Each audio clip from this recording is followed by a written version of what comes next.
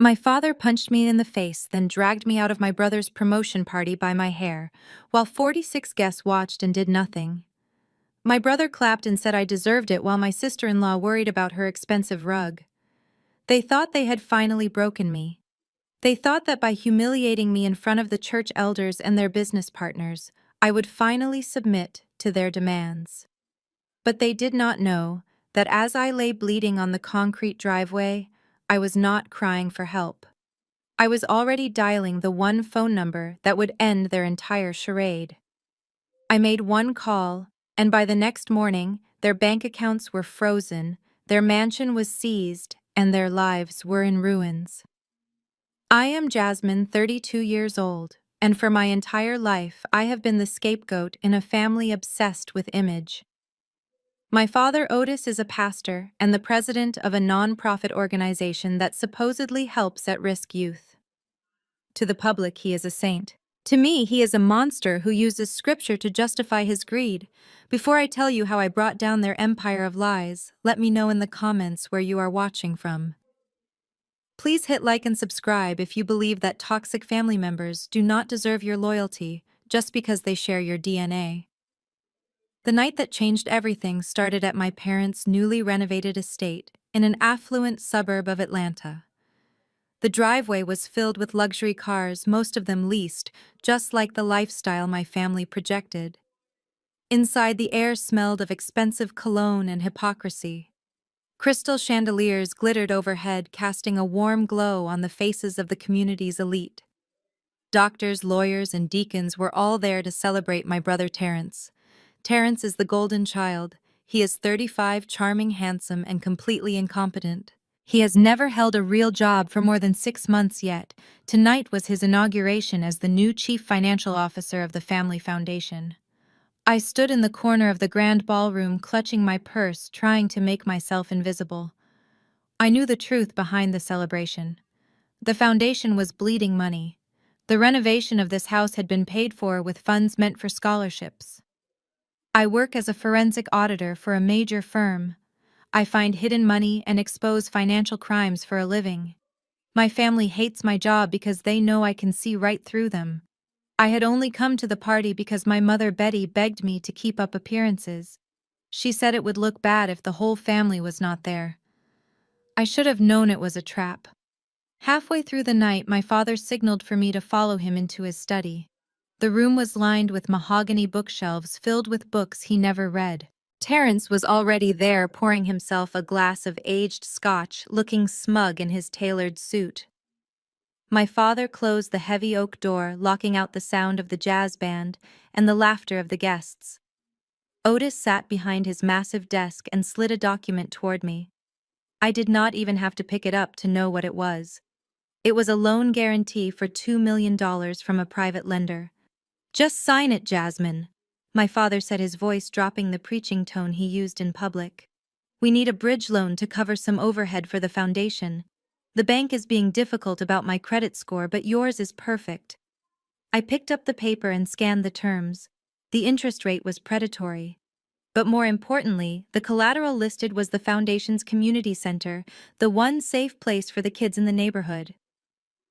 "I am not signing this, Dad," I said, placing the paper back on the desk. "You are already over-leveraged. If you default on this, and they will take the community center. I will not be a part of it." Terrence laughed, swirling his drink. "Come on, Jasmine. Don't be so dramatic. I am the CFO now. I have big plans. We will pay it back in no time. Your plans usually involve gambling or buying cars you cannot afford." "Terrence," I shot back. "That was the wrong thing to say." The atmosphere in the room shifted instantly. My father stood up, his face darkening with a rage I knew too well. "You ungrateful little wretch," he hissed, coming around the desk. "We fed you, clothed you, and paid for that fancy education of yours. You owe us. You are nothing without this family. Sign the paper." I took a step back, my heart pounding against my ribs, but I stood my ground. "No. I will not help you commit fraud." The blow came out of nowhere. I didn't even see his hand move. His fist connected with my cheekbone with a sickening crack. The force of it knocked me off my heels. I stumbled backward, my legs tangling, and I crashed onto the hardwood floor. The room spun. A high-pitched ringing filled my ears. I tasted copper in my mouth. I touched my face and my fingers came away red. I looked up dazed, expecting to see regret on his face. Instead, I saw only contempt. Terence didn't even put down his drink. He looked at me with a sneer and said, "You had that coming, Jasmine, always acting like you are better than us." The commotion must have been loud because the study door opened. Courtney Terrence's wife stood in the doorway. She was wearing a silk gown that cost more than my car. She looked at me sprawled on the floor bleeding, and then she looked at the rug beneath me.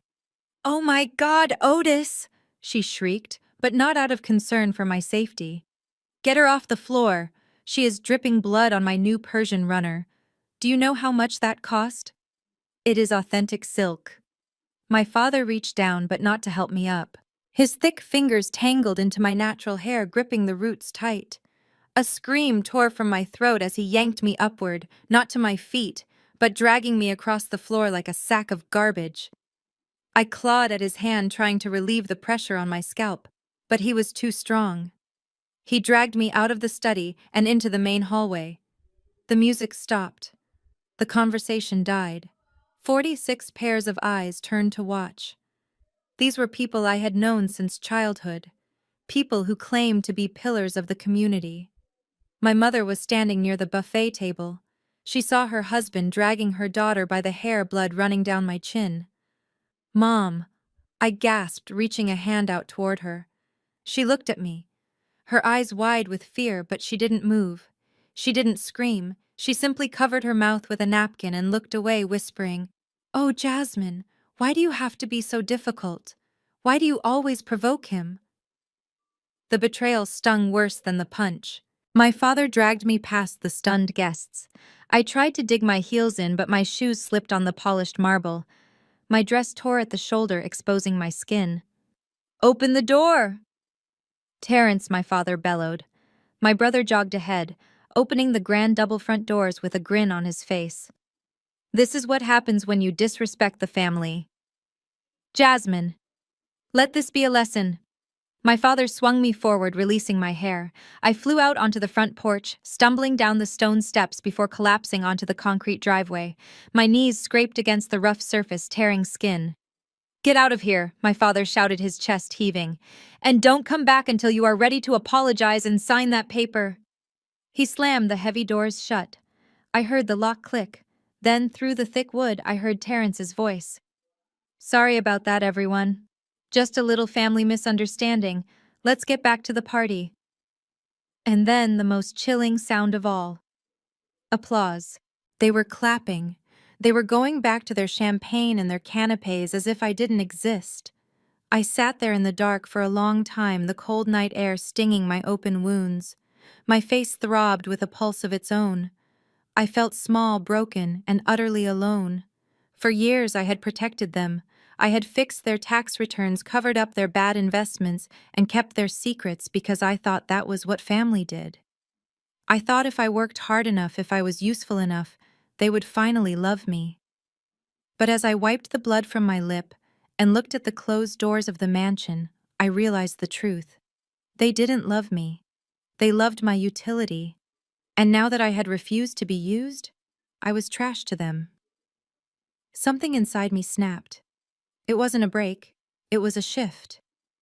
The sadness evaporated, replaced by a cold, hard clarity. I was done being the victim. I was done being the scapegoat. I reached into my torn purse and pulled out my phone. The screen was cracked from the fall, a spider web of glass over the display, but it still lit up. My thumb hovered over the emergency dialer, but I didn't call 911. The local police chief was inside that house drinking my father's scotch. Calling them would be useless. Instead, I scrolled down to a number I had never saved, with a name only a series of digits I had memorized for a worst-case scenario. It was the direct private line of Special Agent Miller, the head of the federal task force investigating financial crimes in the nonprofit sector. I took a deep breath, ignoring the pain in my jaw, and pressed call. It rang twice. Miller, a gruff voice answered. Agent Miller, it is Jasmine. I said, my voice steady and cold as ice. Jasmine, is everything all right? You are calling late. I looked up at the glowing windows of the mansion, seeing the silhouettes of my family dancing inside. I am ready, I said. Activate the file. Operation Clean House. There was a pause on the other end. Are you sure, Jasmine? Once we start this, there is no going back. We will take everything. I touched my swollen cheek. Take it all, Miller. Take every single dime. I hung up the phone and limped toward my car. They had their party tonight, but tomorrow the hangover would be lethal. The drive to the county hospital was a blur of neon lights and throbbing pain. I gripped the steering wheel of my sedan with white knuckles, trying to keep the car steady as my left eye began to swell shut.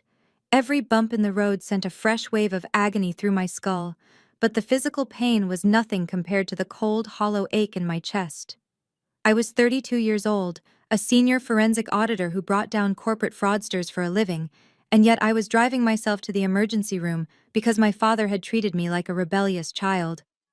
I parked in the shadows of the emergency lot, avoiding the bright floodlights.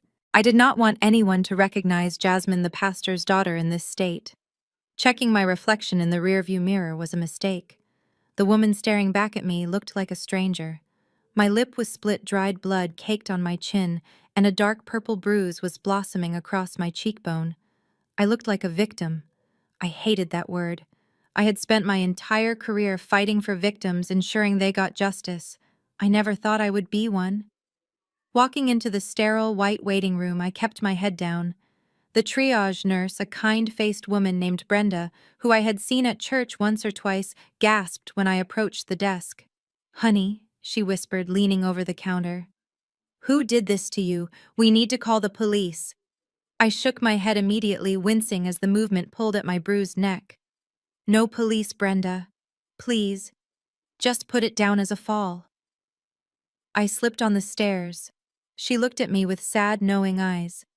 She knew who my father was. Everyone in this district knew Pastor Otis. She also knew that the local police chief Henderson played golf with my father every Sunday after service. If I called the police now, Henderson would be at the hospital in 10 minutes, not to take a statement, but to smooth things over and make sure the pastor's reputation remained spotless. I would be painted as the hysterical daughter having a mental breakdown. I had seen them do it to others. I would not let them do it to me. As I lay on the stiff hospital bed behind a thin curtain, listening to the beeping of monitors and the distant wail of an ambulance, my mind drifted back. The doctor was stitching my lip, the needle pulling at my skin, but the sharp sting only triggered memories I had tried to suppress.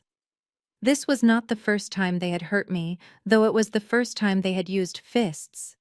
The violence had always been financial and emotional, a slow bleed that I had foolishly mistaken for family duty. I remembered the day I graduated with my master's degree in accounting. I stood on the stage searching the crowd for my parents. They were not there. They had gone to a ribbon-cutting ceremony for a barber shop Terrence had opened, a barber shop that went bankrupt 3 months later because Terrence spent the operating capital on a luxury vacation to Miami. I remembered the text my mother sent me that day. "Terrence needs our support right now, Jasmine. You are smart. You know you will be fine. We are proud of you, though." Proud. That word was a lie. They were only proud when I was useful. I remembered 3 years ago when my father said the church needed a new roof.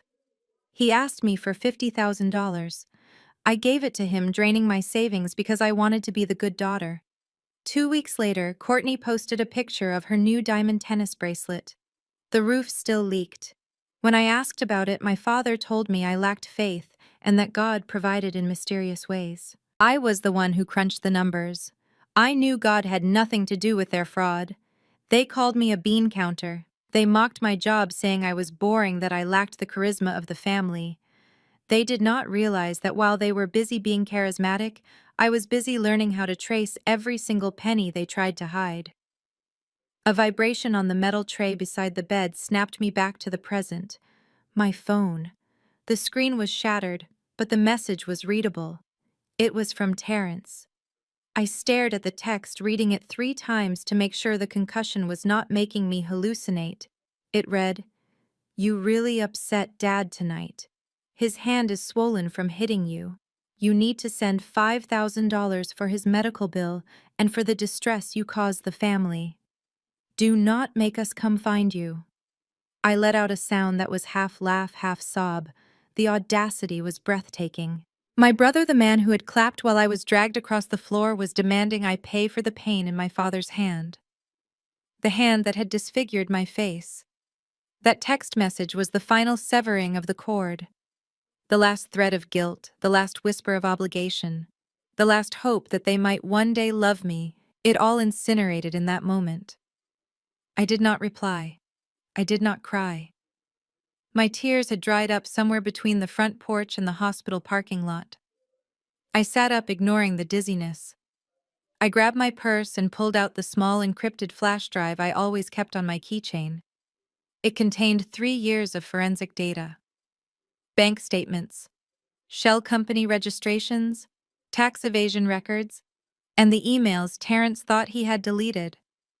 I had named the file Operation Clean House. I had hesitated to use it because despite everything they were my blood. But blood was just biology. Betrayal was a choice. I scrolled through my contacts until I found the number. Agent Miller. It was almost midnight. He answered on the second ring, his voice rough with sleep but instantly alert. "This is Miller. Agent Miller, it is Jasmine." There was a pause. The shift in his tone was palpable. He had been waiting for this call for 6 months. "Jasmine. Are you safe?" I touched the bandage on my cheek. "No," I said, my voice steady and devoid of emotion. "I am not safe. And neither are they." "Do you want to proceed?" Miller asked. He sounded serious, almost warning me. "You know what happens once we pull this trigger. The assets get frozen immediately. The warrants go out in the morning. Your father, your brother, the whole organization. There is no turning back." I looked at the text from Terrence one last time. $5,000 for his hand. "Executed," I said. "File 409. I want full aggressive enforcement. No deals, no immunity. Burn it all down." "Copy that," Miller said. "I will mobilize the team. We will be at the church on Sunday." I hung up the phone. The silence in the room was heavy, but it was not oppressive anymore. It felt like the silence before a storm. The doctor came back in to check my vitals. "You are good to go, Jasmine," he said gently, "but you need to rest. Do you have someone to call? Someone to drive you home?" I looked him in the eye. My left eye was completely swollen shut now, but my right eye was clear and sharp. "No," I said, sliding off the bed and standing on my own 2 feet. "I do not have anyone. But I do not need anyone." I walked out of the emergency room into the cool night air. My face was throbbing, my body was aching, and my heart was broken. But as I walked to my car, I felt a strange sensation rising in my chest. It wasn't fear, it was power. They thought they had broken the bean counter. They had no idea they had just unleashed the auditor. And the audit was due on Sunday. The morning sun filtered through the blinds of my apartment, hitting my face like a physical blow. I groaned as I tried to sit up, my entire body stiff and aching from the previous night. I walked to the bathroom mirror and inspected the damage. The swelling had gone down slightly thanks to the ice packs, but the bruising had bloomed into a violent shade of purple and black that covered the entire left side of my face. My lip was still swollen, the stitches pulling tight every time I tried to open my mouth. I looked like I had gone 12 rounds in a boxing ring, not attended a family party. I limped to the kitchen to make coffee, needing the caffeine to clear the fog in my brain. My phone, which I had left on the counter, lit up with a notification. It was Instagram. Against my better judgment, I unlocked the screen and opened the app. The first thing that popped up was a post from Courtney. It was a photo taken last night, presumably after they had thrown me out. The caption read, "Glorious night celebrating my husband's promotion. God is so good to this family. We are blessed beyond measure. Hashtag family first. Hashtag black excellence. In the photo, Terrence was holding a glass of champagne, grinning like he hadn't just watched his father assault his sister. My mother was smiling, that tight practice smile she used for church photos. My father looked regal and composed. They had even photoshopped the background to remove any trace of the scuffle. It was a perfect, curated lie. I felt a surge of bile rise in my throat. They were not just moving on, they were erasing me. They were betting on my silence, banking on the fact that I had always been the obedient daughter who would never shame the family in public. A sharp, authoritative knock at my front door interrupted my scrolling. I froze. My first thought was that Terrence had come to finish what he started. I moved quietly to the door and checked the peephole. It wasn't Terrence. It was a tall, broad-shouldered black man in an expensive navy suit. I recognized him immediately. It was Harrison, the family's longtime attorney. He was the one who made my father's traffic tickets disappear and drafted the contracts that kept the foundation's money moving in circles. He was a fixer. I unlocked the deadbolt and opened the door just enough to show my face. Harrison's eyes flickered to my bruise for a fraction of a second, but his expression remained professionally neutral. He didn't gasp. He didn't ask if I was okay. He just gave a tight, polite nod. "Good morning, Jasmine," he said, his voice smooth and deep. "May I come in? We need to discuss the unfortunate events of last evening." I stepped back and opened the door wider, allowing him to enter.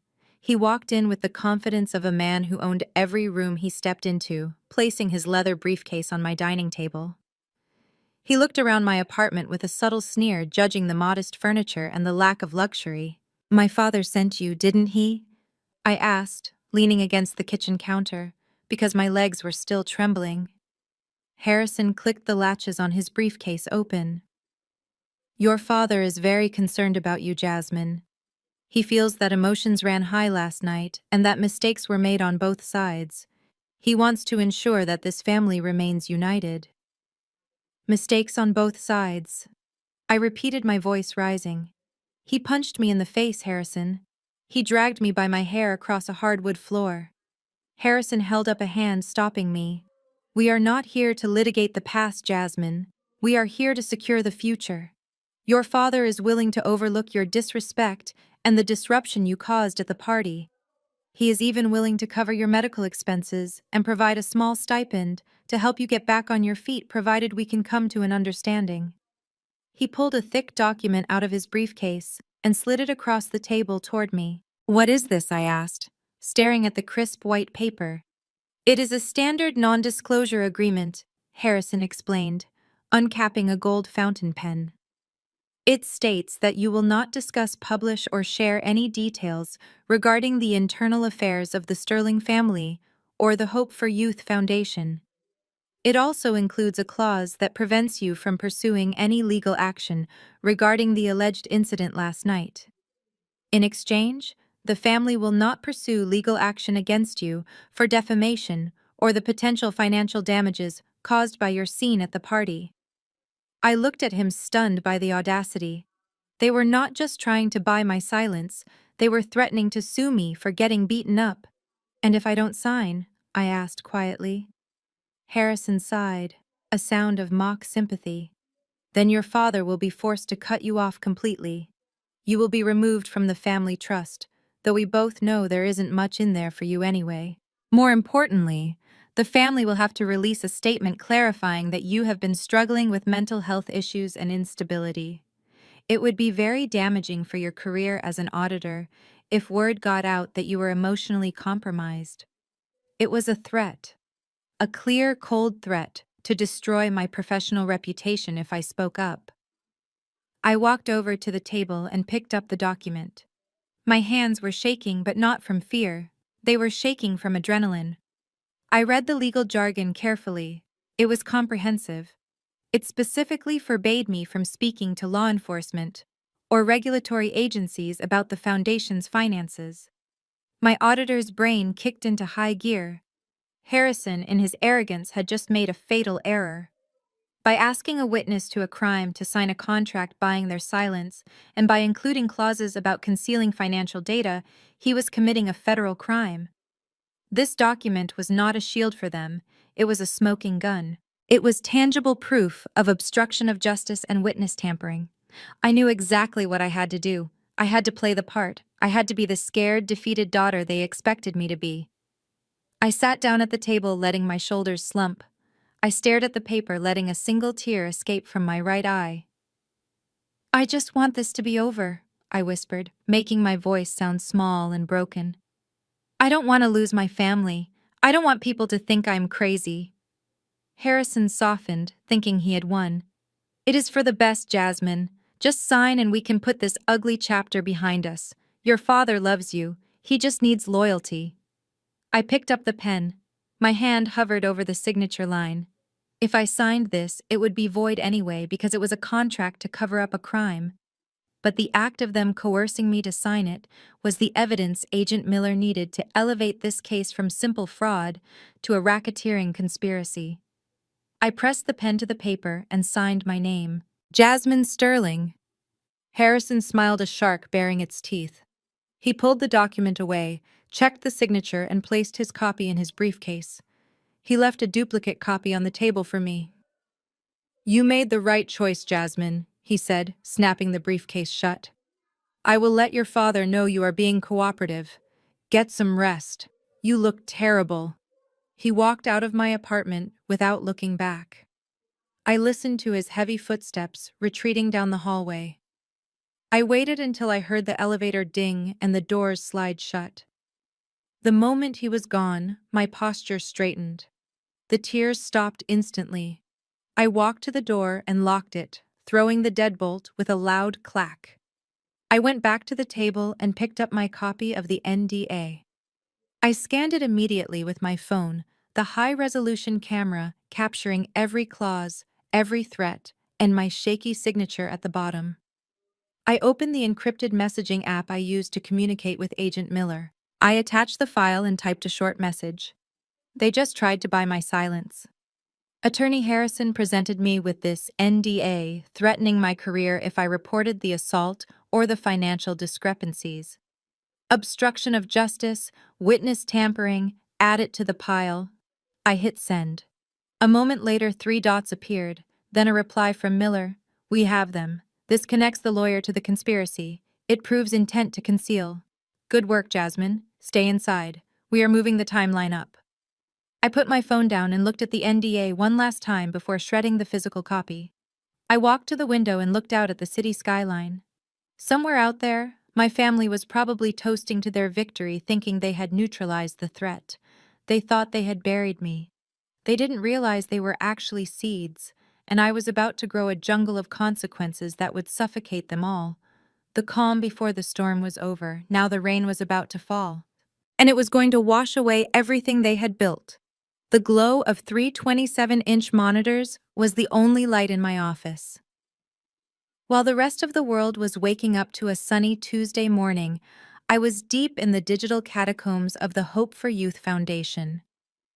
My face still throbbed, a constant rhythmic reminder of why I was sitting here instead of curling up in bed, but the physical pain was becoming background noise.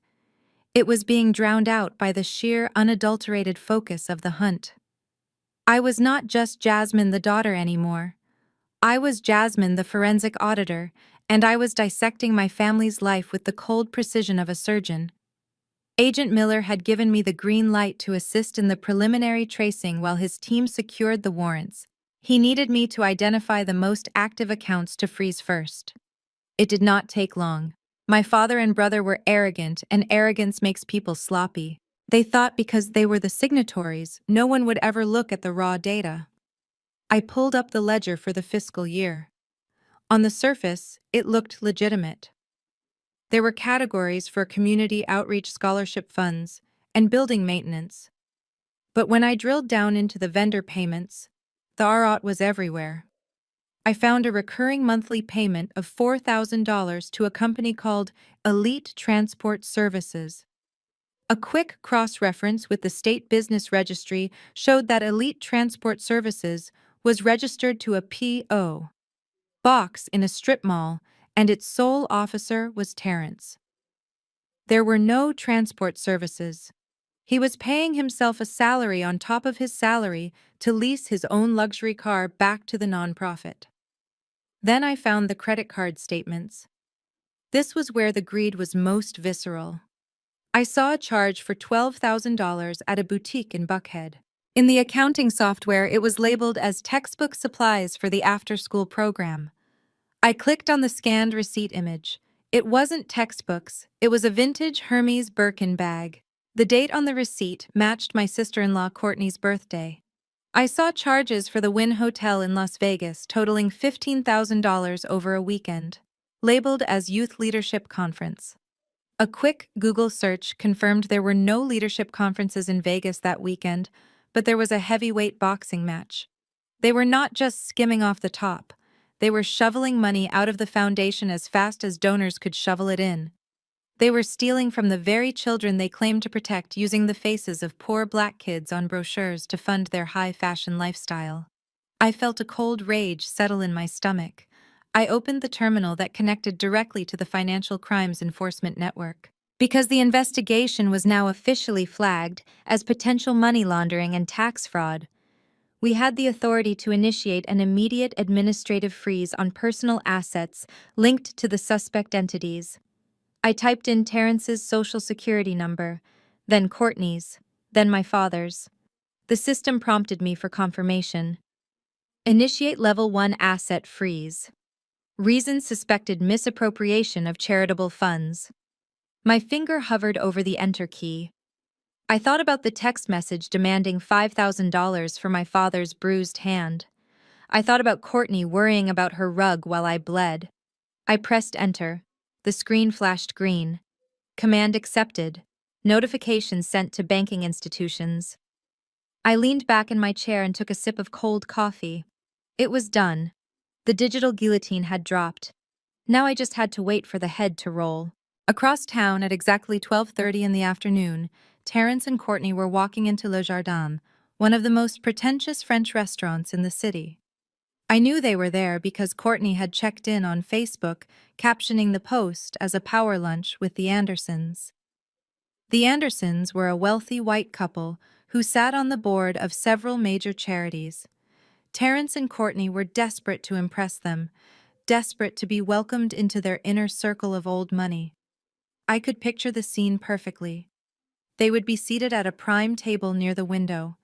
Courtney would be wearing the Hermes bag she had bought with stolen money, flashing it every chance she got. Terrence would be ordering the most expensive bottle of wine on the menu, not because he liked the taste, but because he liked the price tag. They would spend 2 hours talking about their philanthropic vision, about how heavy the burden of leadership was, about how blessed they were to be vessels of God's work. The Andersons would nod politely, charmed by the charismatic young black couple who seemed to bridge the gap between the streets and the boardroom. The bill would arrive on a small silver tray. The total would likely be over $400. Terrence, eager to assert his dominance, would snatch the check before Mr. Anderson could reach for it. "No, no, Bob, I insist," he would say. "It is on the foundation today. We are celebrating." He would pull out his sleek, heavy black Amex card, the card that made a satisfying clatter when it hit the tray. The waiter would take it with a bow and walk away. This was the moment. I watched the clock on my computer screen tick. In the restaurant, the waiter would be sliding the card into the chip reader. He would wait a second. Then the machine would beep. A harsh electronic rejection. Do not honor. The waiter would frown, wipe the chip on his apron, and try again. Do not honor. Contact bank. I closed my eyes and let myself imagine the waiter walking back to the table. The walk of shame. I pictured the waiter leaning down, whispering discreetly, so as not to embarrass the guests. "I am sorry, sir." The card was declined. Terrence would laugh, a loud, boisterous sound meant to cover his insecurity. "That is impossible. There is no limit on that card." "Run it again." "I already did, sir, twice." "It says, do not honor. Do you have another form of payment?" The table would go quiet. Courtney's smile would falter. The Andersons would exchange a quick, awkward glance, pretending to look at the artwork on the walls. Terrence would feel the heat rising in his neck. Here, try this one. He would pull out his Visa. Declined. Try the debit card. Declined.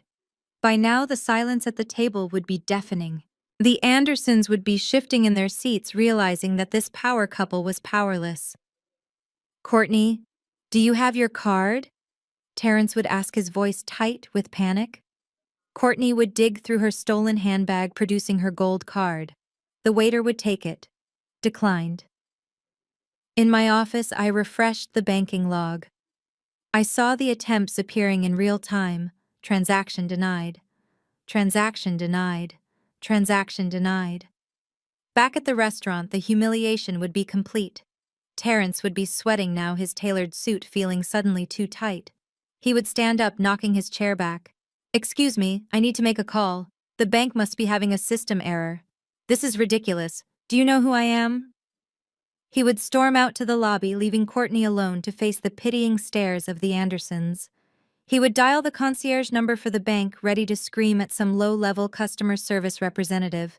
I imagined him pacing the lobby, shouting into his phone, "Why is my card not working? I have a credit limit of $50,000.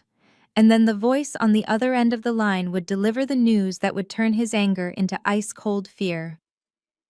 Mr. Sterling, I am looking at your account now. I cannot unblock these cards. Your accounts have been frozen by a federal mandate. You have been flagged by the IRS Criminal Investigation Division. You need to contact a federal attorney. The phone would probably slip from his hand. Federal. That was the word that broke men like Terrence. They could handle debt collectors. They could handle civil lawsuits. But federal meant prison. Federal meant the end. He would look back into the dining room where his wife was currently trying to explain to their wealthy friends why they could not pay for a salad. He would realize that the facade he had spent his whole life building was made of glass, and someone had just thrown a brick through it. I opened a new window on my computer and typed an email to Agent Miller. Subject: Initial freeze active. Body: the subjects have just attempted to access funds and were denied. Panic will set in within the hour. They will start making mistakes. They will start calling each other. Be ready to record. I hit send. I sat there for a moment in the quiet of my office. I should have felt guilty. That was my brother. That was his wife. But then I touched my cheek again. I remembered the applause. I remembered the way they looked at me like I was garbage. And I felt nothing but a deep, satisfying sense of balance. The scales were finally tipping. My phone buzzed. It was a text from my mother. "Jasmine, are you okay? We haven't heard from you. Terrence is having some trouble with the bank accounts. He thinks it's a glitch, but he is very upset. Do you know anything about this? You work in finance." I looked at the message. The manipulation never stopped. Even now, she was trying to use me to fix their mess. I deleted the thread without replying. The financial war had begun, and I had just won the first battle without even leaving my chair. The headquarters of Hope for Youth was designed to look humble from the outside to encourage donations, but the executive suite was pure opulence. From the digital safety of my command center 3 miles away, I watched the surveillance feed of my brother Terrence storming into the building. He was 30 minutes late as usual. His designer suit was rumpled, and beads of sweat were already glistening on his forehead. He did not look like a CEO. He looked like a man running from a ghost.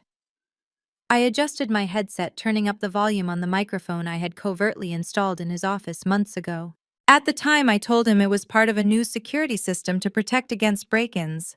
In reality, it was my insurance policy. I had known this day would come.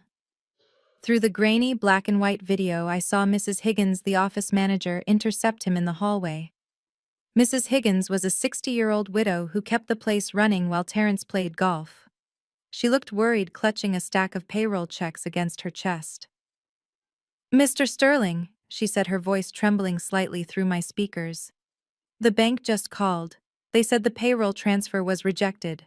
The staff are waiting for their checks. Some of them have rent due today." Terrence waved her off, not even stopping to look her in the eye. It is just a glitch, Mrs. Higgins. I am handling it right now. Tell them to wait. He slammed his office door shut and locked it. I watched him lean against the heavy wood for a moment, breathing hard. The humiliation at the restaurant had shaken him, but he still thought he could fix this. He still thought he was smarter than the system. He rushed to his desk and woke up his computer. I saw his fingers flying across the keyboard, logging into the Foundation's primary operating account. On my screen, I saw the login attempt. I took a sip of water and waited. He stared at his monitor. I could practically see the color draining from his face as the red banner flashed across his screen. Account frozen. Contact Federal Administrator. He tried again. And again. He slammed his fist onto the mahogany desk, rattling the expensive crystal decanter set that had been purchased with money meant for after-school tutoring programs. No, no, no, he muttered, his voice rising in panic. This cannot be happening. He grabbed his desk phone, then slammed it down, realizing the landlines might be compromised. He pulled out his personal cell phone, the one with the cracked screen from when he threw it earlier, and dialed a number. I did not need to guess who he was calling. Dad. Pick up, he hissed into the phone, pacing the length of his office. Finally, Otis answered. I could hear my father's booming voice clearly through the office speakers. Terrence? Why are you calling me? I am preparing for the deacons' meeting. Dad, it is all gone. Terrence whispered, his voice cracking. The credit cards, the operating account, even the reserve fund. Everything is locked. Mrs. Higgins is outside asking for payroll. What do I do? There was a silence on the other end. Then my father's voice dropped to a low, dangerous growl. Stop panicking, boy. You sound weak. If they froze the domestic accounts, it means the IRS is phishing. They do not have everything. But I cannot pay the staff, Dad, Terrence shouted. If I don't pay them, they will talk. If they talk, the press will be here by tomorrow. Listen to me, Otis snapped. We have the contingency. I told you never to touch it unless it was an emergency, but this qualifies. You mean the island account? Terrence asked, looking around the empty room as if the walls had ears. Yes, the Cayman account, Otis confirmed. There is $200,000 in there. Transfer enough to cover payroll and get some cash for yourself. Do it now and do not use the office Wi-Fi. Use your cellular data. I smiled. They were so predictable. The Cayman Islands account was their pride and joy. They thought it was untouchable, hidden behind layers of shell companies and offshore privacy laws. They thought no one knew about it. But they forgot who set up their IT infrastructure. They forgot that the daughter they called a bean counter was the one who scrutinized every wire transfer for the last 5 years. I had tracked the initial funding for that account 3 years ago. It came from a kickback scheme involving a construction company that was supposed to build a new gymnasium for the youth center. The gym was never built, but the money disappeared into the Caribbean. I opened a secure chat window with Agent Miller. Subject: Cayman access attempt imminent. Message: they are activating the contingency fund. Account number ending in 5590. Bank of Grand Cayman. The authorization code will be Proverbs. I hit send. Miller replied instantly. We are ready. Let him try. I watched Terrence sit back down at his desk. He disconnected his phone from the Wi-Fi and opened a browser on his mobile data just like Daddy instructed. He looked relieved, almost smug. He thought he had found the loophole. He thought he was about to outsmart the feds. He typed in the web address. He entered the username. He typed in the password. I leaned closer to my monitor. This was the moment of truth. Terrence tapped the screen to submit. I counted down in my head. 3, 2, 1. Terrence's face went blank. He tapped the screen again. Then he started shaking his phone as if the device was the problem. What he screamed. He put the phone to his ear and called Otis back immediately. Dad, it is not working. What do you mean it is not working? Otis barked. It says access denied.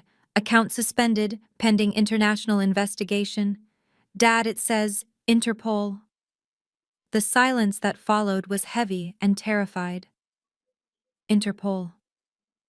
That was a level of trouble they had not even conceived of. That meant international crime. That meant extradition. That meant the end of the world as they knew it. It cannot be. Otis whispered, his voice trembling for the first time. No one knows about that account. Only you and I have the codes. Someone is talking. Terrence said, his eyes darting around the room wildly. We have a rat. It has to be someone in the office. Is it Mrs. Higgins? She has been asking questions about the budget lately. Mrs. Higgins, Otis scoffed. That old woman does not know how to turn on a PDF file. Think Terrence. Who else has had access to the files? Terrence paused. I could see the gears turning in his head. He looked at the security camera in the corner of the room, staring directly at me without knowing I was there. Jasmine, he whispered. Otis laughed, a harsh, dismissive sound. Your sister. Please. Jasmine does not have the stomach for this. She is probably crying in her apartment right now, terrified we are going to sue her. She signed the NDA this morning, Terrence. Harrison told me she was shaking like a leaf. She is weak. She is not capable of this. You are right, Terrence said, wiping sweat from his upper lip. She is too soft. It must be the accountant we fired last year. Or maybe the bank made a mistake. They were so arrogant. Even as their walls were crumbling down around them, they could not conceive that the daughter they abused was the architect of their destruction. They were so blinded by their own misogyny and narcissism that they couldn't see the predator sitting right in front of them. Listen to me, Otis ordered. Leave the office. Do not talk to Mrs. Higgins. Do not talk to anyone. Go out the back door. Come to my house. We need to shred the physical files. If they have the accounts, they will come for the paper trail next. I am leaving now, Terrence said. He grabbed his briefcase and began shoving papers from his desk into it haphazardly. He stood up, looking at his expensive office one last time. He grabbed a framed photo of himself shaking hands with the mayor and threw it into the trash can. Then, in a fit of impotent rage, he took his cell phone and smashed it against the corner of the desk. The screen shattered, sending shards of glass flying onto the carpet. Damn it, he screamed, kicking the heavy oak desk. He stormed out of the office, leaving the door wide open.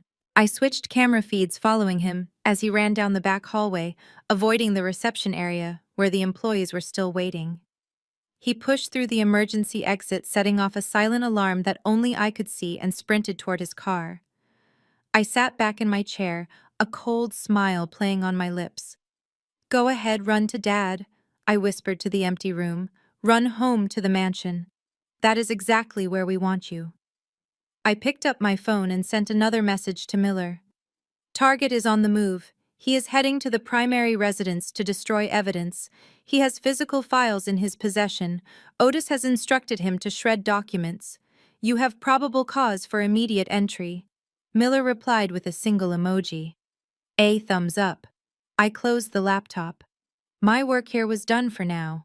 The rat was not Mrs. Higgins. The rat was not the fired accountant. The rat was the woman they beat and discarded. I stood up and walked to the kitchen to make a sandwich. I was suddenly starving. Destruction. It turned out worked up quite an appetite. They thought I was weak. They thought I was soft. But they were about to learn a very hard lesson. Soft things, when compressed under enough pressure, turn into diamonds. And diamonds are the hardest substance on earth. They were about to cut themselves on my edges. I had just finished my sandwich when the notification popped up on my phone. Motion detected at front door. I did not need to guess who it was. The timeline was proceeding exactly as Agent Miller had predicted. First came the denial, then the panic, and now the misplaced rage. I walked over to the wall-mounted monitor that displayed the feed from my doorbell camera. Courtney was standing in my hallway. She looked like a woman on the verge of a nervous breakdown, but a very expensive one.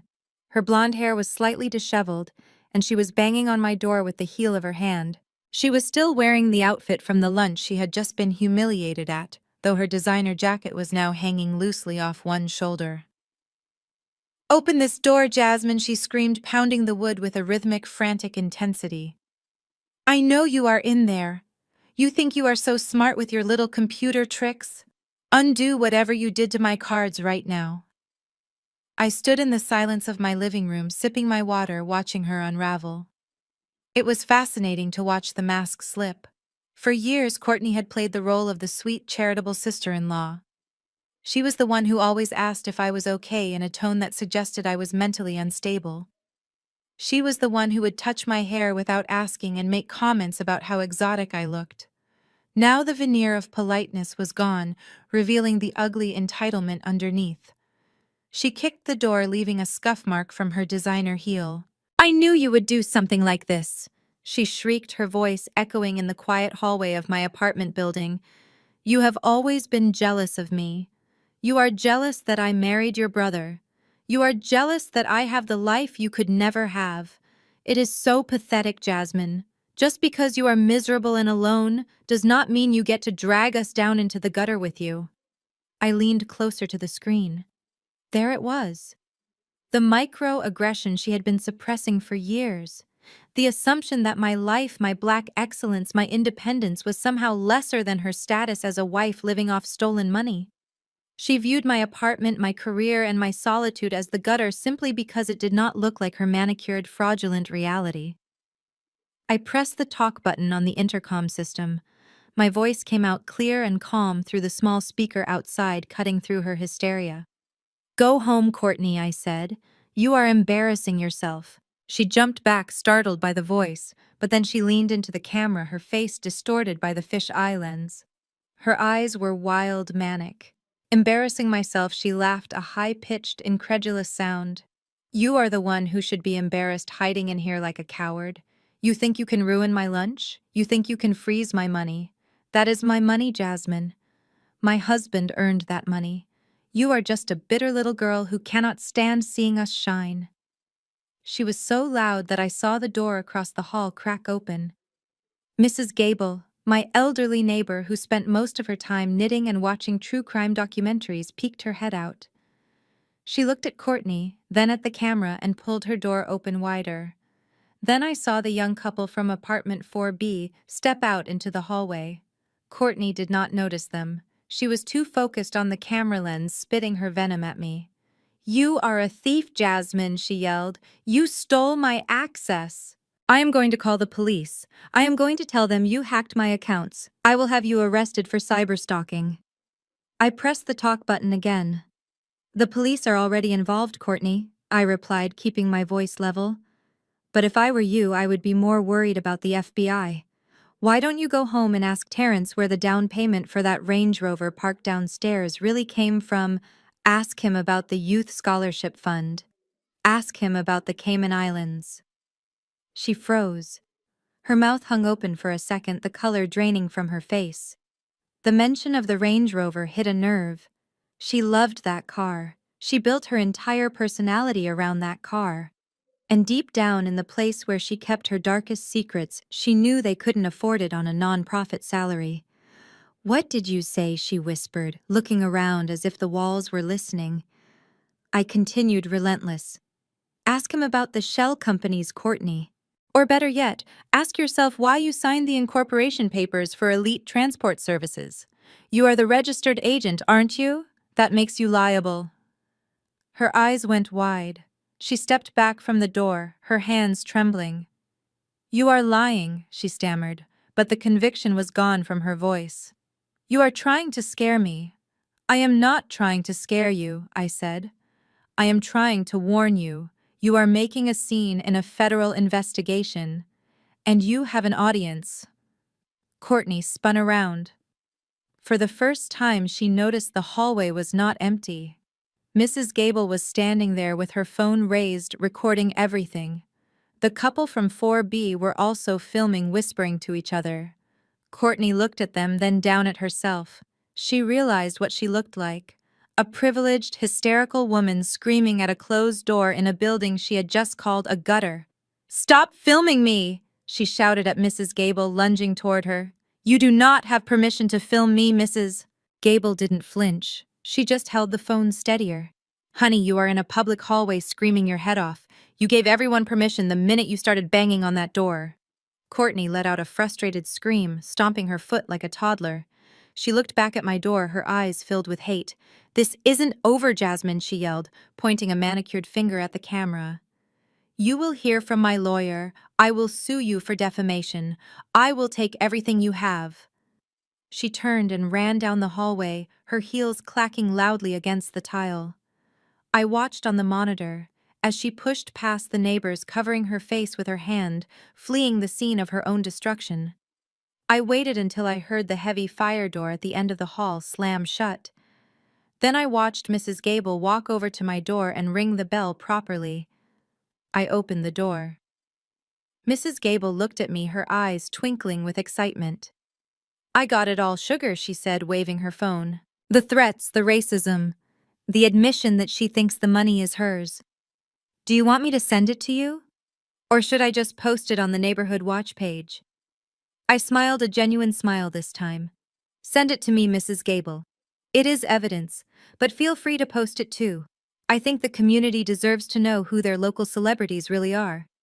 She winked and headed back to her apartment. I closed the door and leaned against it, letting out a long breath. Courtney thought she had come here to intimidate me.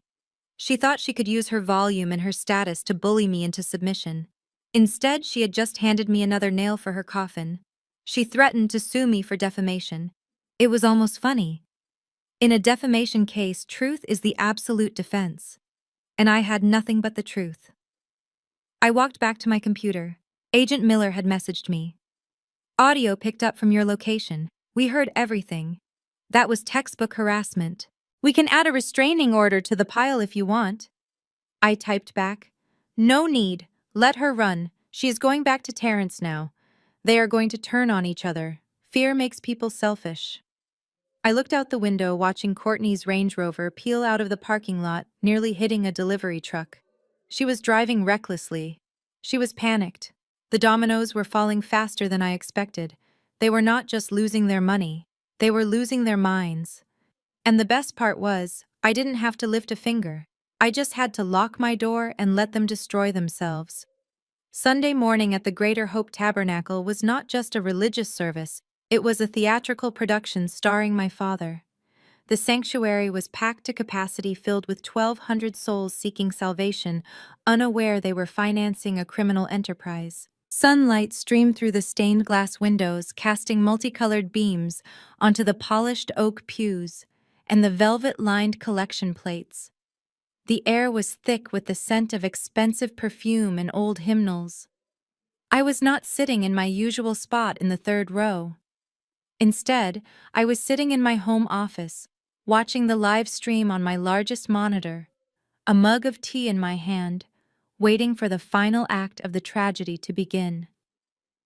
My father, Pastor Otis Sterling, stood behind the crystal pulpit, looking every inch the holy patriarch. He wore a custom-tailored purple robe with gold embroidery symbolizing royalty and divinity. He wiped sweat from his brow with a silk handkerchief, his voice booming through the $1 million sound system that Terrence had overbilled the foundation for. Today's sermon was titled, "The Sin of the Ungrateful Child." It was not subtle. It was a direct public assassination of my character. He leaned into the microphone, his voice dropping to a theatrical whisper that echoed through the silent hall. "The Bible tells us to honor our father and mother, so that our days may be long upon the earth. But what happens when a child bites the hand that fed her? What happens when a daughter raised in the lap of luxury, surrounded by the blessings of this church, turns her back on her blood?" The congregation swayed, murmurs of amen and preach pastor rippling through the crowd. I saw Mrs. Jenkins in the front row shaking her head in disgust, clearly thinking of me. I saw the deacons nodding solemnly. They were all buying it. He was painting me as the prodigal daughter, the rebellious spirit, who had abandoned the family while he was the long-suffering father. He continued, his volume rising. "There are wolves in sheep's clothing, my brothers and sisters. Sometimes the enemy is not out in the world. Sometimes the enemy is in your own house. We have a child who has chosen to attack this ministry, to attack her own brother, to withhold the blessings God intended for this house because of her own greed and jealousy. The camera panned to my mother, Betty. She was sitting in the First Lady's box, wearing a wide-brimmed hat, dabbing at her eyes with a tissue. She looked the part of the grieving mother perfectly. It made my stomach turn. She wasn't crying for me. She was crying because she knew the bank accounts were frozen and she was terrified of what was coming. Otis raised his hands to the heavens. But we shall not be moved. No weapon formed against us shall prosper. Not even the lies of an ungrateful daughter can stop the work of the Lord. The organist hit a dramatic chord. The choir stood up swaying in their blue robes. The energy in the room was electric. He had them in the palm of his hand. He was using their faith to shield his crimes, using God's name to justify his fraud. I glanced at the second monitor on my desk. It showed the GPS tracking of Agent Miller's unit. The blue dot had just turned onto the main street leading to the church. Right on time, I whispered. On the main screen, Otis was reaching his crescendo. He was wiping sweat, pacing the stage, shouting about loyalty and divine retribution. And I say to you today, if you have a rebellious spirit in your home, cast it out. Do not let the poisons spread. We must purge the... He stopped mid-sentence. A low, rumbling boom echoed from the back of the sanctuary, louder than the organ. The heavy double doors at the main entrance, usually closed during the sermon, had been thrown open with such force that they slammed against the walls. The entire congregation turned around. The camera operator, caught off guard, swung the lens toward the back of the room. The silhouette of 20 figures stood in the doorway. They were not ushers. They were not latecomers. They were clad in navy blue tactical gear, wearing Kevlar vests with bright yellow letters across their chests. FBI. The organist stopped playing. The choir stopped swaying. A pin-drop silence fell over the room, heavy and suffocating. Agent Miller stepped forward. He was not wearing a robe. He was wearing a windbreaker and a badge that caught the light. He did not need a microphone. His voice was trained to command authority. Otis Sterling. He shouted, his voice cutting through the sanctuary air. Step away from the pulpit. My father froze. For a second he looked like he didn't understand the language. He blinked, looking out at the sea of confused faces. Then his ego kicked in. He gripped the sides of the crystal pulpit, his knuckles turning white. How dare you, Otis bellowed, trying to summon the thunder of God. This is a house of worship. You have no authority here. Disrespecting the sanctuary of the Lord is a sin. Miller did not blink. He began walking down the center aisle, his heavy boots thudding against the carpet runner. Behind him, the team of agents fanned out, securing the exits. This is a crime scene, Mr. Sterling, Miller replied, closing the distance. And I have a federal warrant for your arrest. A collective gasp went up from the 1,200 people in the room. It was a sound of pure, unadulterated shock. My father's face turned from a holy purple to a sickly shade of gray. He looked at the deacons silently, commanding them to intervene. But the deacons were shrinking back into their pews, terrified of the federal agents. What is the meaning of this? Otis stammered, his voice losing its power with every step Miller took. Miller reached the steps of the stage. He climbed them slowly, deliberately. He stood face to face with my father. The contrast was striking. The man of gold and silk versus the man of law and steel. Otis Sterling Miller said loud enough for the first 10 rows to hear clearly. You are under arrest for wire fraud, money laundering, tax evasion, and conspiracy to commit racketeering under the RICO Act. Lies, Otis shouted, turning to the crowd. These are lies from the enemy. They are trying to silence the church. They are persecuting me because of my faith. Miller didn't argue. He didn't debate theology. He simply reached for his belt and pulled out a pair of handcuffs. The metallic click as he unlocked them echoed through the silent church. Turn around and place your hands behind your back, Miller ordered. My father looked at the crowd one last time. He looked for support. He looked for an uprising, but all he saw were phones. Hundreds of smartphones were held up in the air recording his downfall. The same people who were shouting amen a minute ago were now documenting his disgrace. "I am a man of God," Otis screamed, his voice cracking. "Do not touch me!" Miller spun him around with practiced efficiency. He pulled my father's arms behind his back, the purple robe bunching up awkwardly. Click, click. The sound of the handcuffs locking was the sweetest sound I had ever heard. It was better than any hymn. It was the sound of justice. Miller marched my father across the stage. The illusion of the untouchable patriarch shattered instantly. He was just a small, angry man in a costume being led away by the consequences of his own actions. As they walked him down the aisle, passing the very people he had stolen from, the silence broke. "Is it true?" someone shouted from the balcony. "Where is the scholarship money?" Pastor, another voice yelled. My mother Betty was still sitting in her box. As Miller led Otis past her, she stood up, her hands trembling. "Otis," she whispered. "Otis, what do I do?" My father looked at her, his eyes filled with venom. "Call the lawyer, you stupid woman. Do not just stand there." The agents flanked her then. "Mrs. Sterling," another agent said, stepping into her personal space. "We have a warrant for your assets as well. We need you to step outside. The residence is being secured."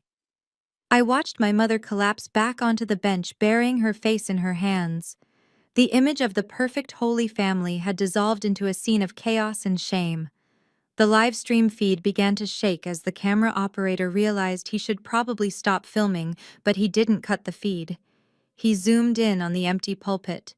The crystal podium stood alone, bathed in the spotlight, a symbol of the authority that had been abused for decades. I took a sip of my tea. It was still warm. In the chat section of the live stream, the comments were flying by so fast I couldn't read them all. Karma. I knew something was wrong with those finances. Justice for Jasmine. I paused at that last one. Someone knew. Someone had connected the dots. I closed the laptop. The show was over.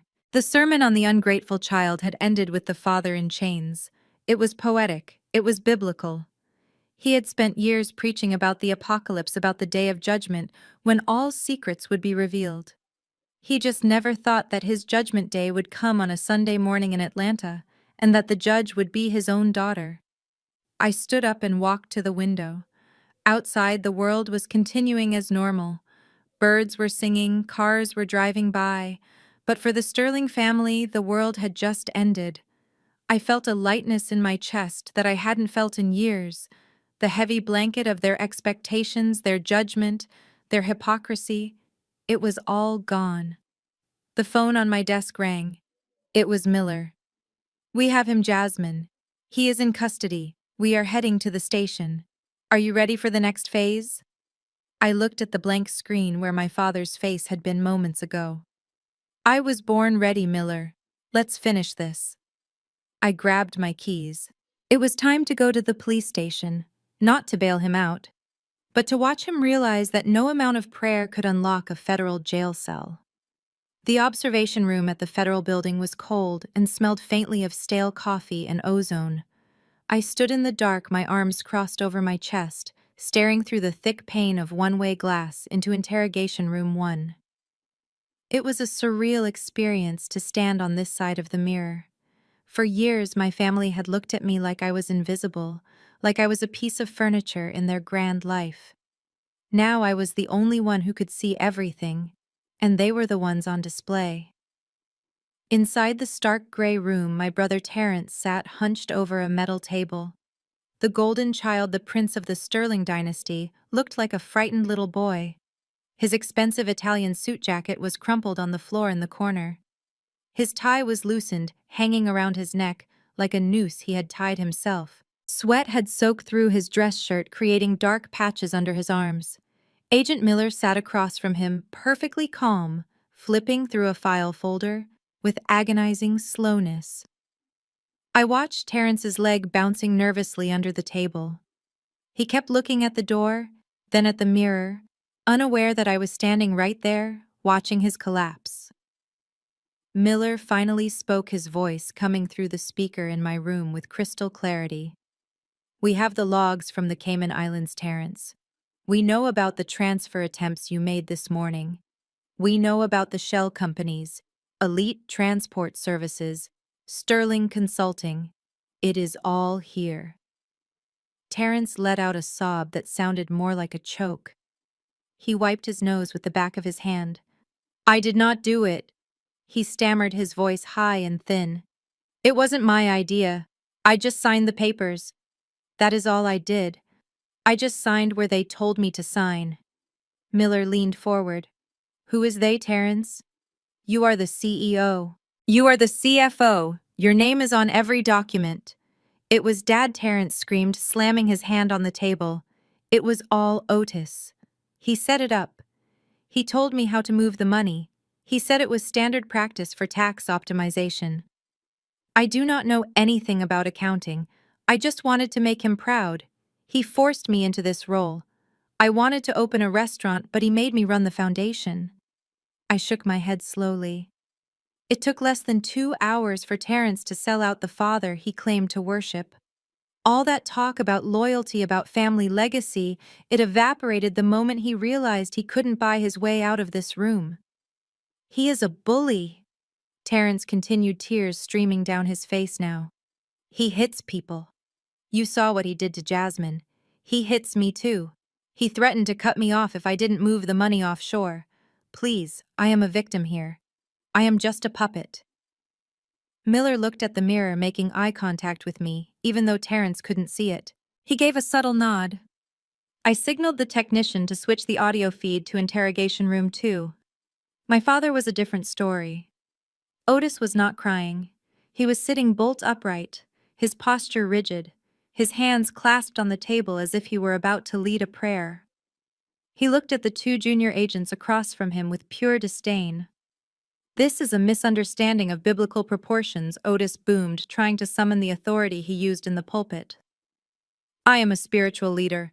My concern is the salvation of souls, not the minutiae of bookkeeping." One of the agents pushed a photo across the table. It was a picture of the vacation home in the Bahamas purchased with foundation funds.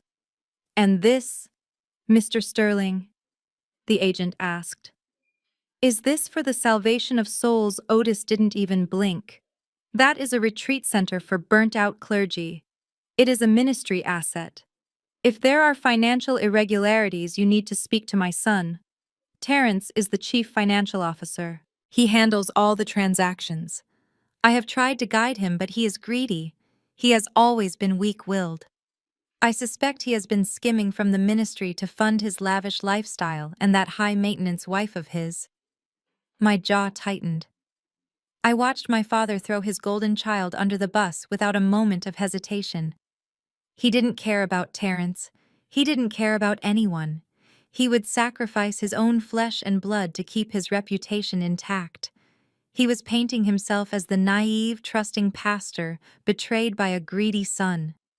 "It is tragic, really," Otis said, shaking his head with mock sadness. "I trusted him with the Lord's treasury, and he plundered it. If crimes were committed, they were committed by Terrence Sterling. I wash my hands of it." I felt a cold chill run down my spine. This was the man I had spent my whole life trying to please. This was the man whose approval I had craved. He was a monster. He wasn't protecting the family. He was a parasite, feeding on us until we were dry and then discarding the husks. I had seen enough. The men in my family were cowards. One was crying and the other was lying. I turned to Miller, who had just walked into the observation room. "What about Courtney?" I asked. Miller sighed.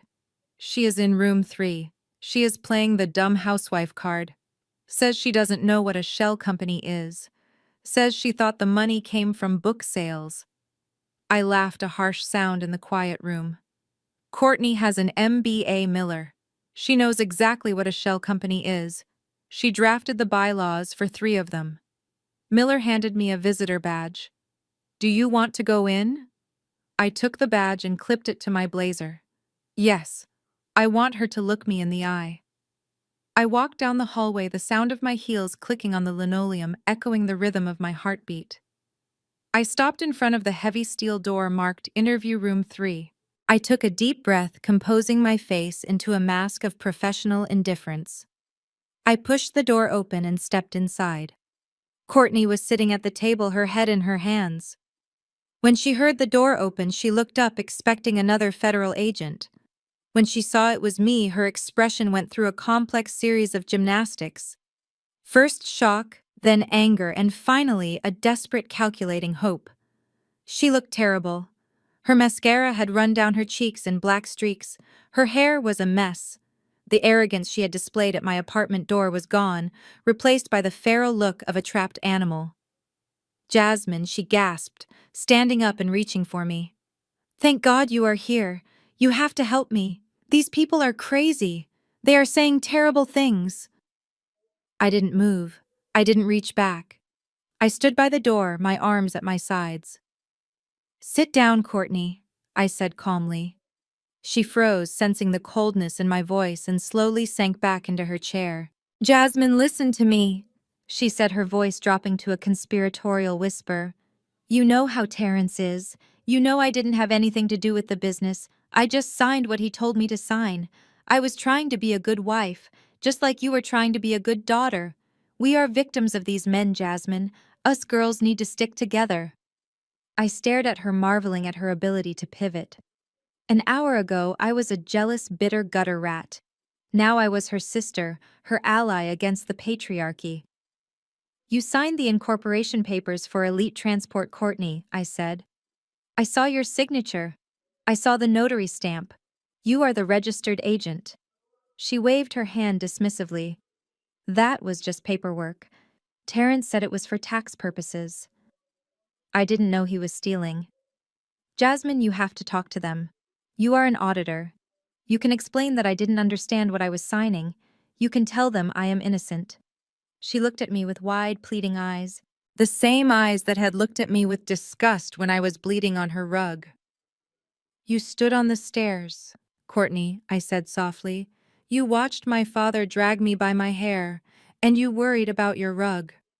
Courtney flinched. That was shock. I was in shock. I didn't mean it. "I love you, Jasmine. You are my sister. We are family. Family helps each other." She reached across the table and grabbed my hand. Her skin was cold and clammy. "Please," she begged. "I cannot go to prison. I cannot wear those orange jumpsuits. I have a reputation. Just tell them I cooperated. Tell them I helped you find the files." I looked down at her hand gripping mine. I remembered all the times she had made fun of my clothes, my job, my lack of a husband. I remembered how she treated the waiters, the staff, and me. I slowly pulled my hand away from hers. "You want to help me?" I asked. "Yes. Anything." Courtney nodded frantically. "Then tell the truth," I said. "Not the version where you are a victim. The version where you spent $50,000 of scholarship money on handbags." Her face hardened. The mask slipped again. "You bitch," she hissed. "You are enjoying this, aren't you? You planned this whole thing." I leaned down until my face was inches from hers. "I didn't plan for you to be a criminal, Courtney. I just planned to turn on the lights. Whatever scurries away in the dark is not my problem." I stood up and turned to the two-way mirror. "Agent Miller," I said to the glass. "She is ready to talk about the handbags now." I walked out of the room, leaving Courtney screaming my name behind the heavy steel door. As I walked back down the hallway, I felt a weight lifting off my shoulders. The family myth was dead. The loyalty was a lie. And for the first time in my life, I was absolutely free. The steel table between us felt less like furniture and more like a battlefield. I sat down slowly, placing a thick manila folder on the cold metal surface. I did not open it immediately. I just rested my hand on top of it, watching Courtney squirm. The fluorescent lights hummed overhead, a stark, unforgiving sound that seemed to amplify the silence in the room. Courtney wiped her nose with a crumpled tissue, her eyes darting from the two-way mirror to my face, searching for a lifeline. Jasmine, seriously, she started, her voice pitching up into that whining tone she usually reserved for when a waiter brought her the wrong vintage of wine. You have to tell them to stop. This is ridiculous. I have a Pilates class at 4. I cannot be here all day answering questions about things I do not understand. I stared at her, marveling at the disconnect. She was sitting in a federal interrogation room facing decades in prison, and she was worried about Pilates. It was a testament to how deeply insulated her life had been. She truly believed that consequences were things that happened to other people, to poor people, not to women who wore silk scarves and drove Range Rovers. I am just a housewife, Jasmine. She continued, gaining a little more confidence when I didn't interrupt her. I take care of the home. I support my husband. Terrence handles the business. I do not know a debit from a credit. I just sign where he points. That is not a crime, is it? Being a supportive wife is not a crime. She offered me a weak, conspiratorial smile, the kind of smile that said, "You understand, right? We are just women. Men handle the complicated stuff." I finally spoke, my voice low and even. "Drop the act, Courtney." Her smile faltered. "Excuse me." I opened the folder. I did not slide it across to her. I began to lay out the documents one by one like a tarot reader, revealing a grim future. Exhibit A, I said, placing a document in the center of the table. The Articles of Incorporation for Sterling Consulting Group, LLC. Registered in the state of Delaware 3 years ago. I pointed to the bottom of the page. The signature was bold, loopy, and unmistakably hers. That is your signature, Courtney, and right there, listed as the managing member and registered agent, is your name. Not Terrence's. Yours. She stared at the paper, her face paling. I do not remember that. Terrence probably put it in front of me with a stack of other papers. I told you I just sign things. I laid down the next document. Exhibit B. A consulting agreement between Hope for Youth Foundation and Sterling Consulting Group. The foundation paid your company $10,000 a month for strategic visioning services. I looked her dead in the eye. What strategic visioning did you provide, Courtney? Did you submit reports? Did you hold meetings? Did you do anything other than deposit the checks? She stammered, pulling at a loose thread on her jacket. We talked about the vision at dinner. We discussed the future of the youth center. That counts as consulting. Dinner table conversation is not a billable service, I said coldly. But let's move on to the spending. Because this is where the housewife defense really falls apart. I pulled out a stack of stapled papers. These were the bank statements for the shell company she claimed she knew nothing about. I had highlighted the transactions in neon yellow. They glowed under the harsh lights like radioactive waste. Here we have a transaction from 6 months ago, I said, reading from the line item. Saks Fifth Avenue. $5,400. I pulled a photo from the file. It was a screenshot from her Instagram. She was posing with a new designer trench coat, tagging Saks in the post. The date of the purchase matches the date of the post I noted. I flipped the page. Here is a charge for VIP tickets to the Essence Festival in New Orleans. $3,000. I pulled another screenshot. Courtney and Terrence holding drinks in a VIP booth, smiling like royalty. And here, I said, placing the final, most damning piece of paper on the table.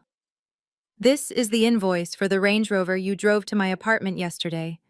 The one you used to flee the scene after you screamed at me. The lease is in the name of Sterling Consulting Group. I leaned back in my chair, crossing my arms.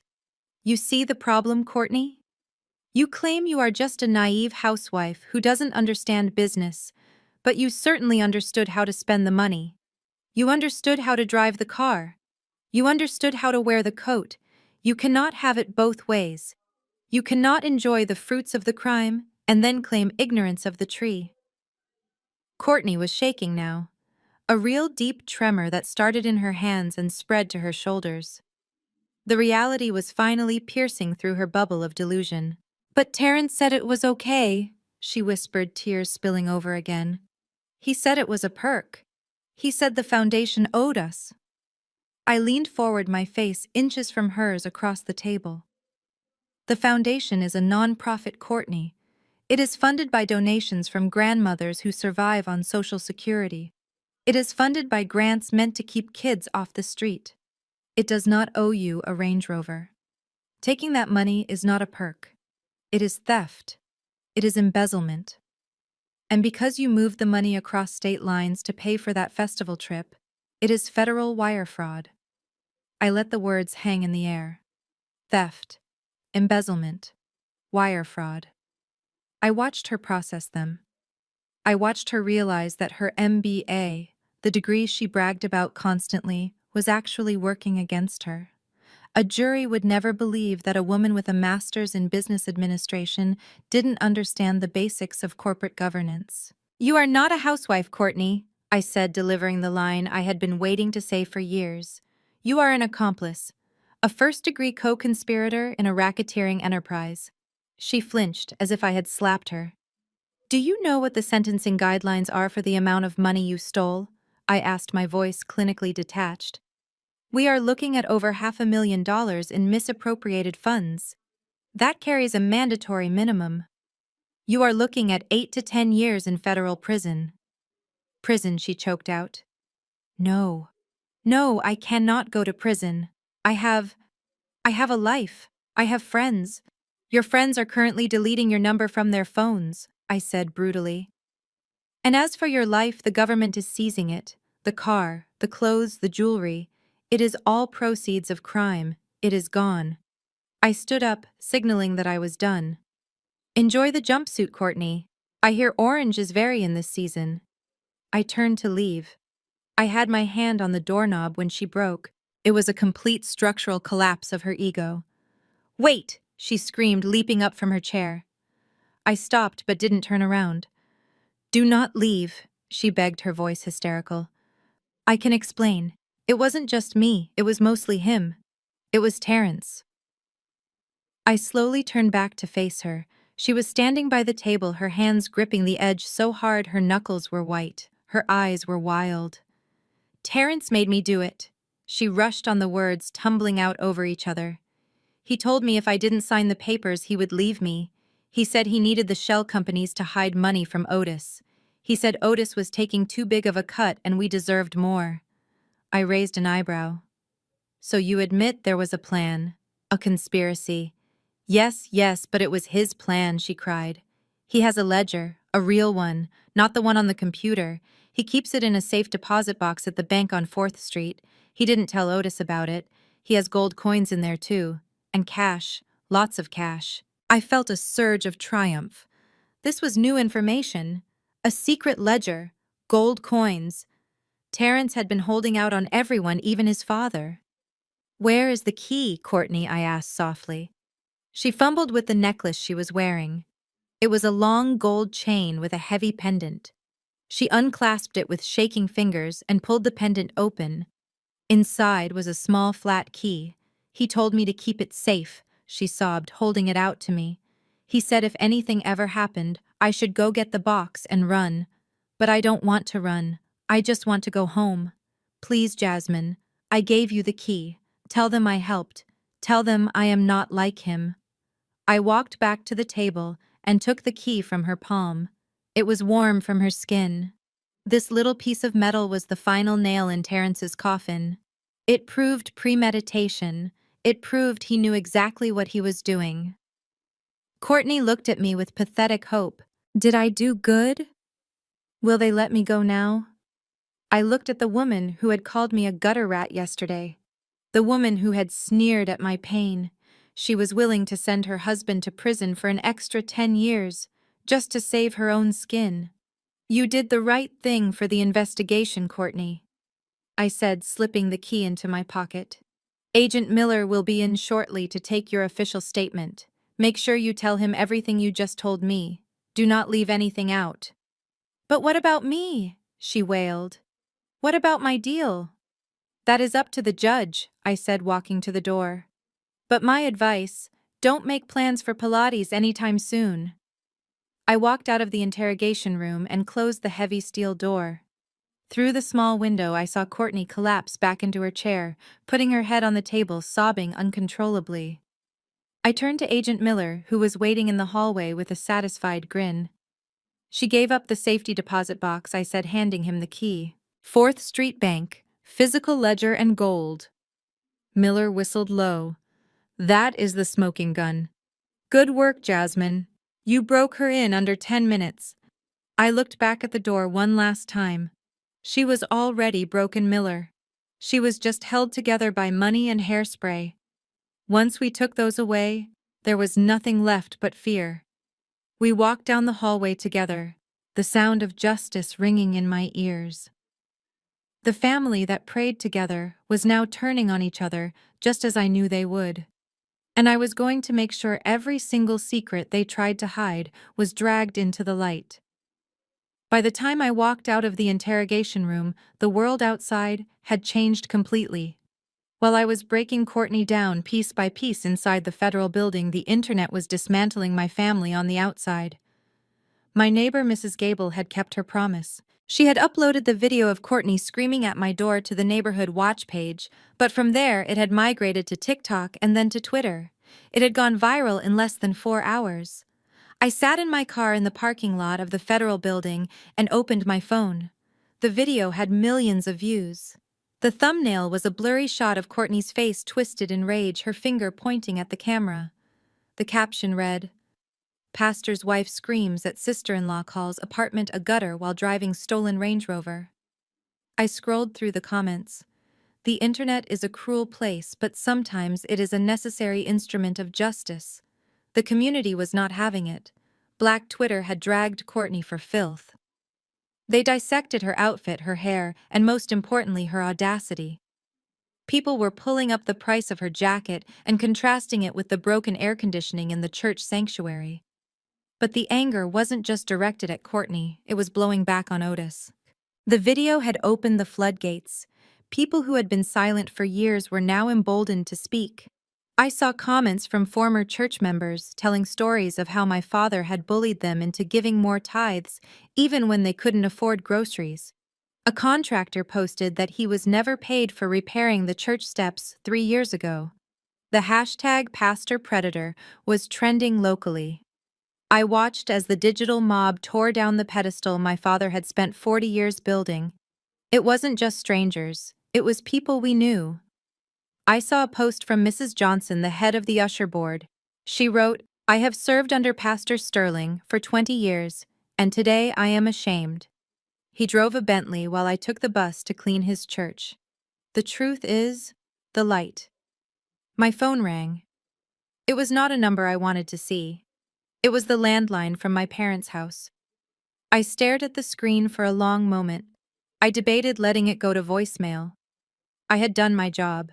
I had given the evidence to the feds. I didn't owe them anything else. But a part of me, the part that was still hurting, needed to hear it. I needed to hear the desperation in her voice, to know that it was finally real. I answered, but I didn't say anything. I just listened to the breathing on the other end. "Jasmine, is that you?" It was my mother, Betty. Her voice was shaking so hard she sounded like she was freezing to death. "I am here," I said simply. "Oh, thank God," she sobbed. "Jasmine, you have to do something. It is a nightmare out here. There are news vans parked at the gate. I cannot even go to the grocery store." I looked out the window of my car at the passing traffic. "What do you want me to do, Mother?" "You have to fix this," she said, her voice rising in panic. "You have to put out a statement. Tell them the video is out of context. Tell them Courtney was just having a bad day. Tell them your father is a good man. You are the only one they will listen to right now. You are the victim, so if you forgive us, they will have to back off." I almost laughed. It was tragic, really. Even now, with her husband in handcuffs and her daughter-in-law confessing to federal crimes, she was still trying to manage the public relations. She still thought this was a misunderstanding that could be smoothed over with a nice press release and a Sunday hat. "They kicked me out of the Women's Guild, Jasmine," she cried when I didn't answer. "Sister Patterson called me 10 minutes ago. She said I am no longer welcome to lead the prayer breakfast." Me, the First Lady of the church. They said I am complicit. They said I enjoyed the stolen money just as much as Otis did. Did you? I asked quietly. What did you enjoy the money, Mother? Did you enjoy the trips to the Bahamas? Did you enjoy the new kitchen? Did you never once ask yourself where it came from when the church roof was leaking? I trusted my husband, she screamed, shrill and defensive. That is what a biblical wife does. I submitted to his leadership. I didn't ask questions. That is not a crime. Willful ignorance is not a defense, I said, reciting the line I had learned in law school. And neither is submission when you are submitting to a criminal. Jasmine, please, she begged, her voice breaking. They are coming to seize the house. Miller said they are going to padlock the doors by tomorrow evening. I have nowhere to go. My friends won't answer my calls. Even my sister said I should be ashamed of myself. You have an apartment. You have room. Please let me come stay with you just until this blows over. I closed my eyes. I pictured my apartment, my sanctuary, the place Courtney had called a gutter, the place where I had healed my own wounds in silence. And then I pictured the night of the party. I saw myself on the floor, blood dripping from my nose. I saw my father's hand tangled in my hair. And I saw my mother standing by the buffet table, covering her mouth with a napkin, looking away because she didn't want to make a scene. You cannot come here, Mother, I said, my voice steady and hard as stone. But I am your mother, she wailed. How can you be so cruel? I gave you life. And you watched Dad almost take it away. I cut her off. You stood there. You watched him punch me in the face. You watched him drag me across the floor like an animal. You didn't scream. You didn't try to stop him. You didn't even call me afterward to see if I was alive. You only called me when the money ran out. That was different, she stammered. He was angry. You provoked him. I hung up the phone. I didn't slam it down. I just pressed the red button ending the call and the connection.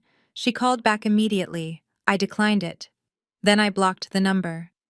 I sat there in the silence of my car feeling a strange sensation. It wasn't guilt. For 32 years, I had been trained to feel guilty for their unhappiness. I had been trained to set myself on fire to keep them warm. But the fire was out. My phone buzzed again. This time, it was a text from Mrs. Gable, my neighbor. Honey, I just saw the news. They are taking your dad out in cuffs on live TV. And guess what? The church board just released a statement. They are suing your father to get the money back. The whole hood is talking about you, but they are saying you are the only one with a backbone. Keep your head up. I smiled. The community I thought would judge me had actually rallied behind me. They didn't hate me for exposing the pastor. They respected me for protecting the truth. I started the car engine. I had one more stop to make before I went home. I needed to go to the courthouse. I had been called as an expert witness for the upcoming grand jury hearing. My mother was right about one thing. I was the only one people would listen to now. But I wasn't going to use my voice to save her reputation. I was going to use it to ensure that the people she and my father had exploited finally got their justice. As I pulled out of the parking lot, I looked in the rearview mirror. The federal building loomed large and gray behind me, holding the wreckage of my family inside. I didn't look back for long. The road ahead was clear, and for the first time in my life I was driving it alone, and I had never felt more at peace. The price of truth is high, they say. It cost me my parents. It cost me my brother. But as I drove toward the sunset, knowing that my integrity was intact, I realized it was a bargain. I would have paid double. The community had spoken. The congregation had woken up. And the Sterling family legacy, built on lies and intimidation, had finally crumbled into dust. All it took was one punch and one phone call to bring it all down. The witness stand in federal court is a lonely place, but for the first time in my life, I did not feel alone. I felt formidable. The courtroom was packed. The air conditioning hummed with a low, sterile drone that chilled the skin, but my blood was running hot. I smoothed the lapel of my navy blazer. It was a sharp contrast to the purple robes my father used to wear to command attention. Today he was wearing an orange jumpsuit issued by the state. He sat at the defense table flanked by a court-appointed lawyer who looked exhausted. Terrence sat next to him looking like a ghost of the man who used to drive a Ferrari. Courtney was at the far end of the table, her roots showing her makeup minimal, trying to look like the victim she claimed to be. "State your name and occupation for the record." The prosecutor's voice cut through the silence. "Jasmine Sterling. I am a senior forensic auditor specializing in corporate fraud and money laundering." I did not stutter. I did not whisper. I spoke with the clarity of a bell tolling. For the next 3 hours, I did not look at my family. I looked at the jury. 12 ordinary citizens who had been pulled from their lives to untangle the web of greed my father had spun. Behind me, a large projector screen displayed the work of my life. It was a flow chart, a massive, intricate diagram of arrows and boxes that looked like a map of a subway system. "Ladies and gentlemen of the jury," I began, pointing to the top of the chart. "What you see here is the illusion. This box represents the Hope for Youth Foundation. This is where the donations came in. The widow's mite, the corporate grants, the government subsidies." I moved the laser pointer down. "And this is where the money was supposed to go. Scholarship funds, community outreach, food pantries." I paused, letting the red dot hover over the empty boxes. "But as you can see from the forensic trace, less than 5% of the capital ever reached these destinations. Instead, it entered what we call the layering phase." I walked the jury through the maze. I explained how my father set up shell companies that sounded legitimate but existed only on paper. I explained how Terrence built the foundation for transport services that never happened. I explained how Courtney billed for consulting fees that were actually payments for designer clothes and spa treatments. I used simple words. I didn't want to confuse them. I wanted them to be angry. "They took the money meant for books and bought a Bentley," I said, my voice devoid of emotion. "They took the money meant for a soup kitchen and bought a vacation home in the Bahamas. They moved the money from Atlanta to Delaware to the Cayman Islands, and then back again in the form of loans to themselves. It is a classic washing cycle. Rinse, dry, spin." As I spoke, I could feel eyes burning into the side of my head. I finally turned to look at the defense table. My father was staring at me. But it wasn't the look I was used to. It wasn't the look of contempt he gave me when I refused to sign a loan. It wasn't the look of rage he gave me before he punched me. It was fear. For the first time in his life, Otis Sterling was looking at me and seeing me. He wasn't seeing the quiet, obedient daughter who sat in the back of the church. He wasn't seeing the bean counter he made fun of at dinner parties. He was seeing an intellect that far surpassed his own. He was realizing that while he was busy charming the masses, I was busy studying the math. He was realizing that the very thing he despised about me, my obsession with details, was the sword that was currently cutting his head off. His mouth hung slightly open. He looked at the chart, then he looked at me, then back at the chart. The realization was written all over his face. He had underestimated the most dangerous person in the room.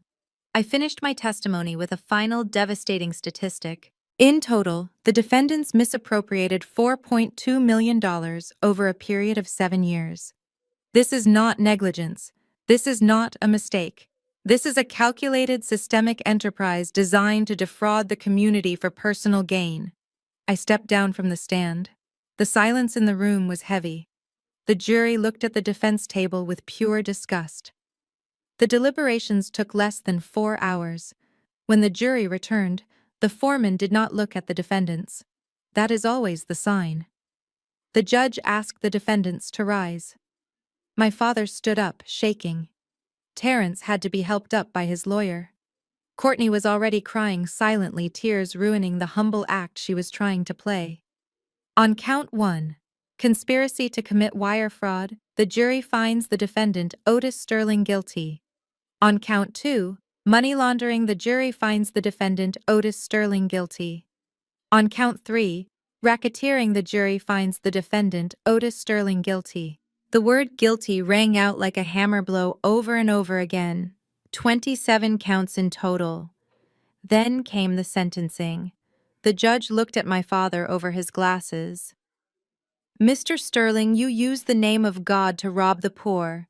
You abuse the trust of your community and your family. I sentence you to 25 years in federal prison. 25 years. My father gasped.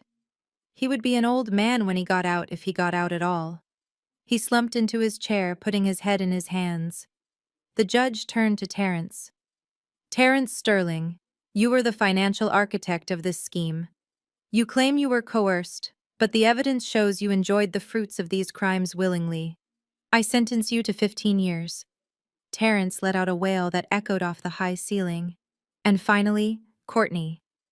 Courtney Sterling, you claimed ignorance, but your signature is on the documents that facilitated this theft.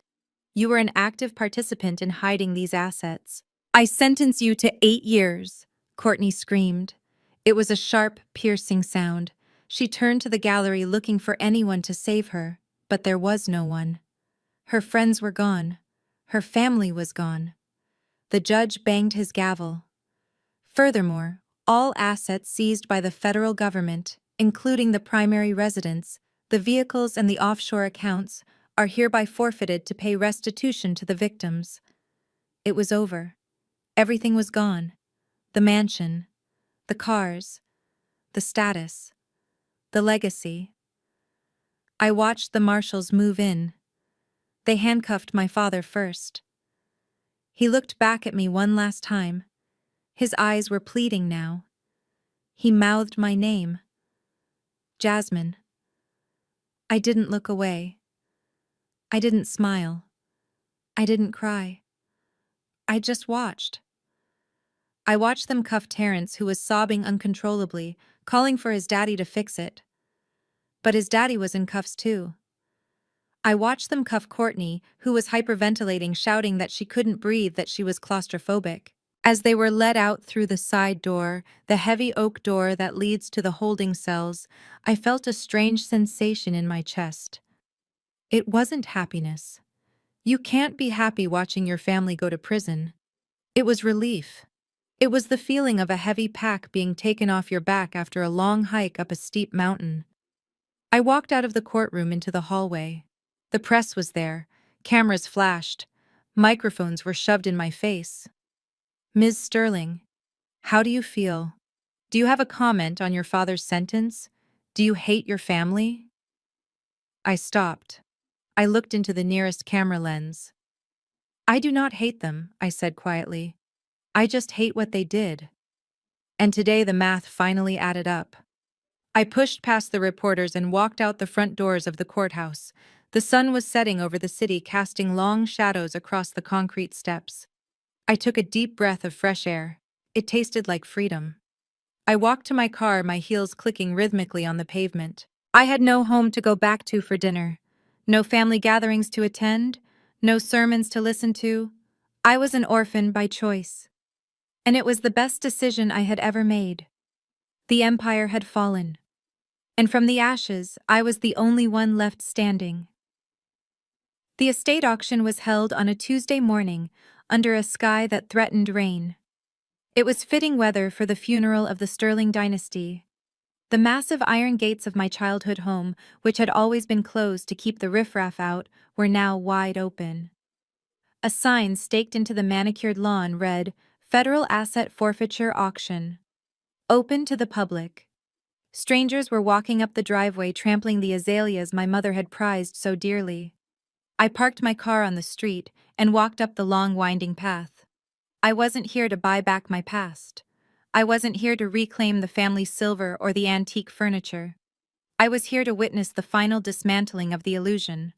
The front lawn looked like a yard sale for the corrupt. Tables were set up in rows covered with the detritus of my family's greed. I walked past a rack of Courtney's designer dresses. The Burberry trench coat she had worn to intimidate me was hanging there, tagged with a yellow sticker that said $100. A woman in sweatpants was examining it, checking the seams, bargaining with the auctioneer. "It is a little stained," the woman said, pointing to a spot on the lapel. It was probably a wine stain from one of Courtney's many lunches, or maybe a tear stain from when the marshals dragged her away. It didn't matter. The coat that had once symbolized her superiority was now just used clothing. I kept walking. I saw Terrence's golf clubs. I saw the crystal decanter set he had thrown on the floor of his office.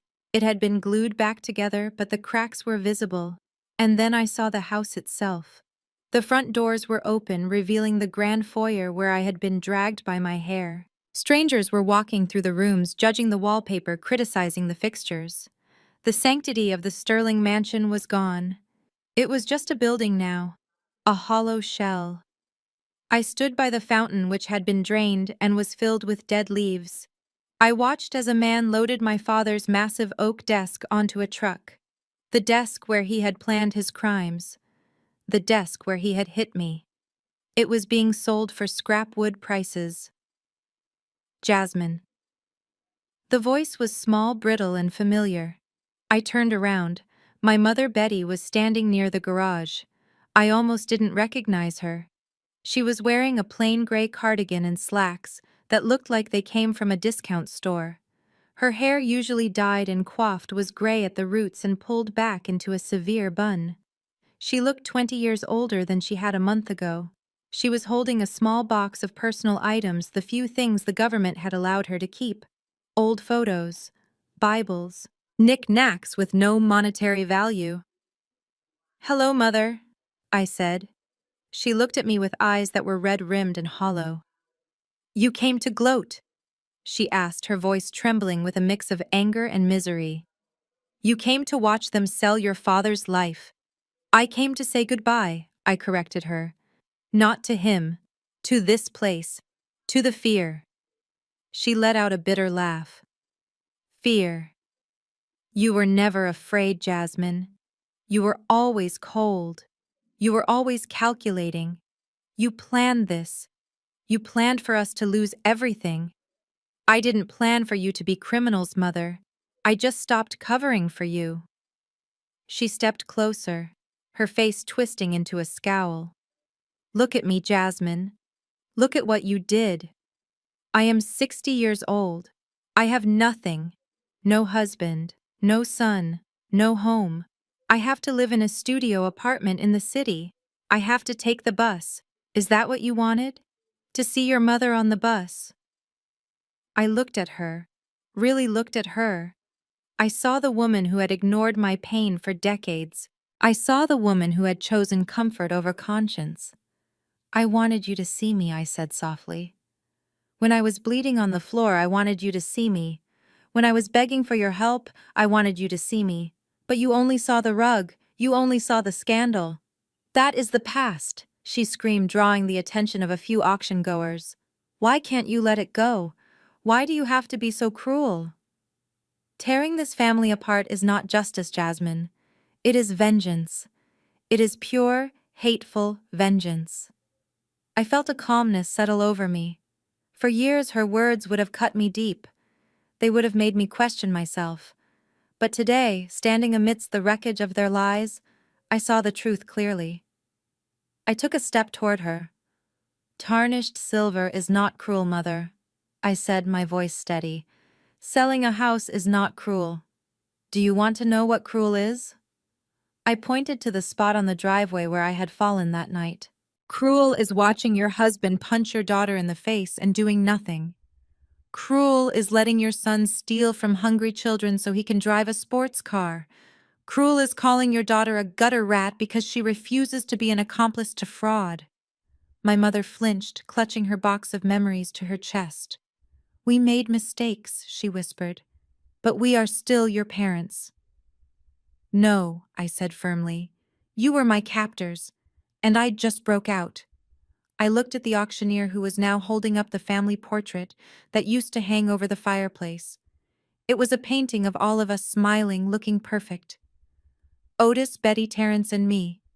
Who will start the bidding at $10, the auctioneer shouted. $10 for this lovely frame. The painting comes with it." No one raised their hand. $10. $5. Anyone's silence. "No one wants it," I said to my mother. No one wants the lie anymore. Not even for $5. I turned away from her. I walked back down the winding path past the strangers, past the sold signs, past the remnants of the life I was supposed to want. Jasmine, my mother called out after me. Where are you going? You cannot just leave me here.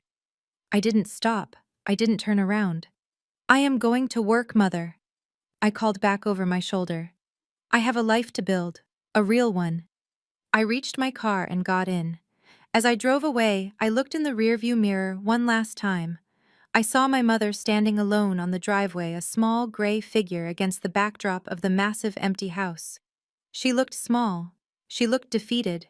But for the first time, she didn't look like a giant to me. She was just a woman who had made bad choices and was now living with the consequences. I turned the corner and the house disappeared from view.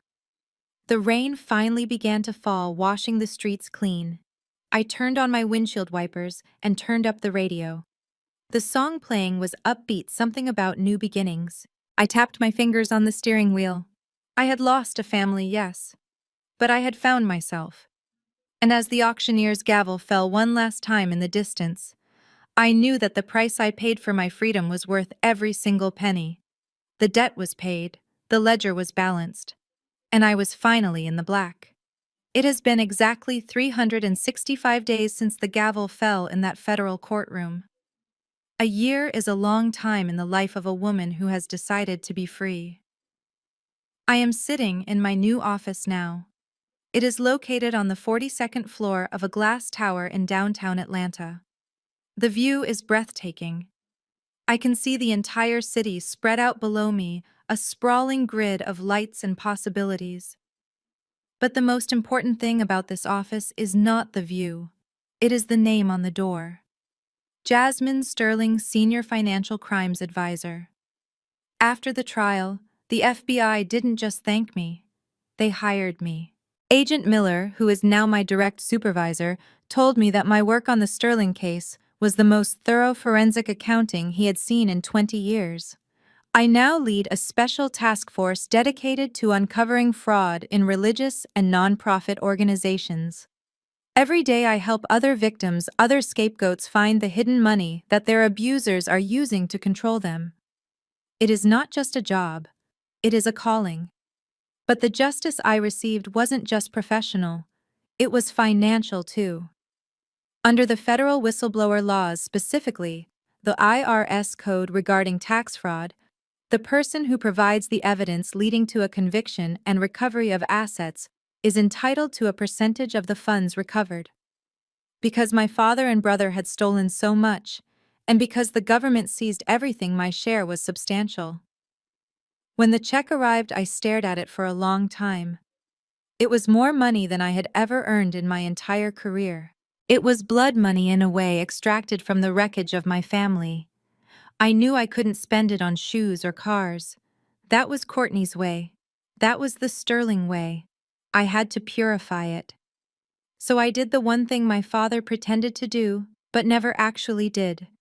I started a scholarship. The Jasmine Sterling Grant for Financial Literacy is real. It is fully funded.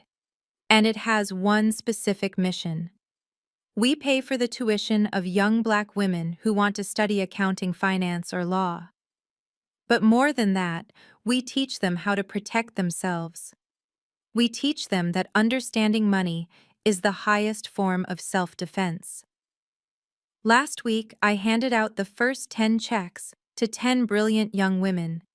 Seeing the hope in their eyes healed a part of me that I didn't know was still broken. My personal life has changed just as much as my professional one. I moved out of the apartment building where Courtney screamed at my door. I bought a penthouse in Midtown. It has high ceilings, walls of windows, and absolutely no rugs that I have to worry about bleeding on. It is a space of light and peace. But I am not alone in this big house.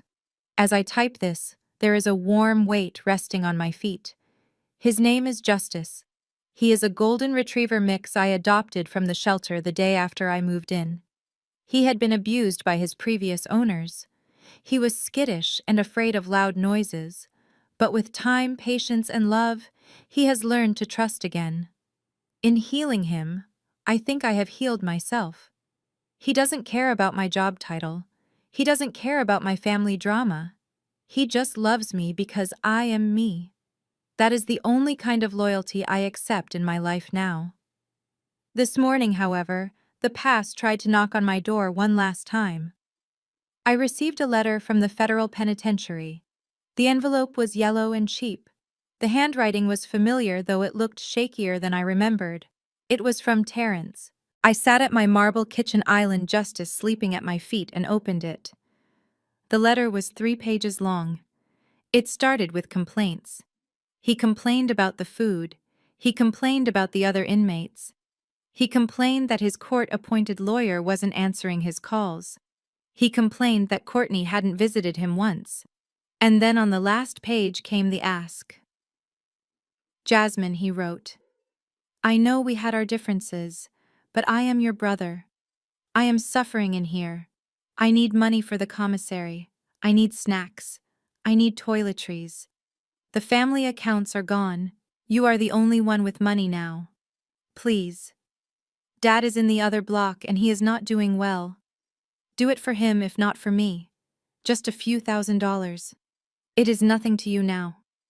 I read the words, feeling the ghost of my old self rising up.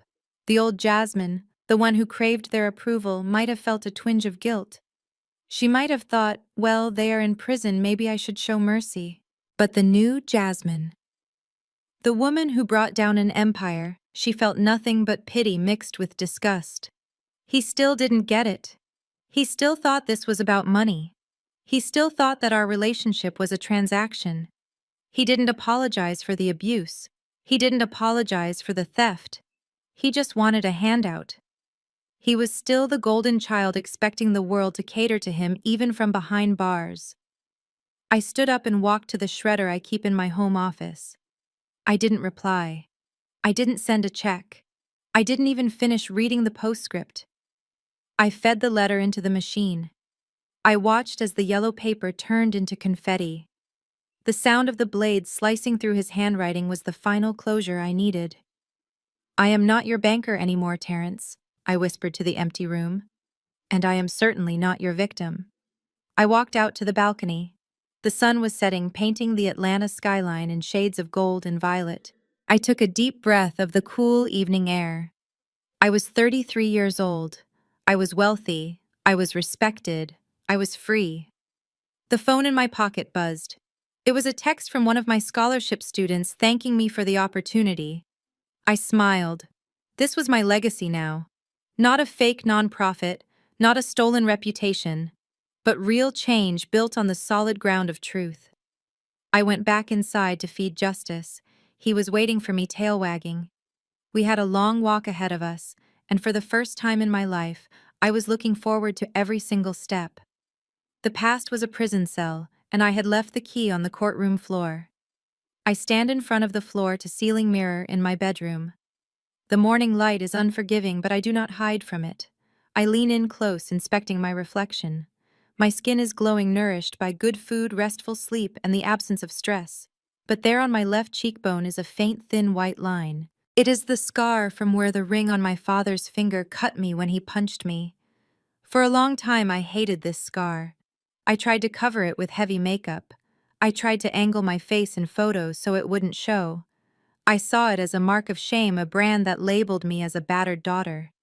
But today, as I prepare to film the final video for my channel, I touch it with a sense of reverence. It is not a mark of shame. It is a battle scar.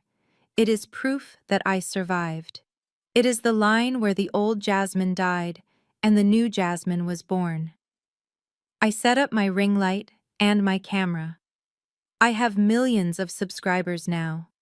People tune in not just for the drama of my story, but for the advice I give on financial independence and emotional boundaries. I check the frame, I check the microphone, I press record. Hello everyone and welcome back to the channel. I pause, looking directly into the lens, imagining the millions of women watching me. Women who are currently sitting in houses that feel like prisons. Women who are being told they are crazy or selfish or ungrateful. I want to show you something, I say, tilting my face to the light and pointing to the scar. Do you see this? My father gave this to me. He gave it to me on the night I finally said no. For a long time, I thought this scar meant I was broken. But I want you to know that breaking is sometimes the only way to escape. I lean back, clasping my hands in my lap.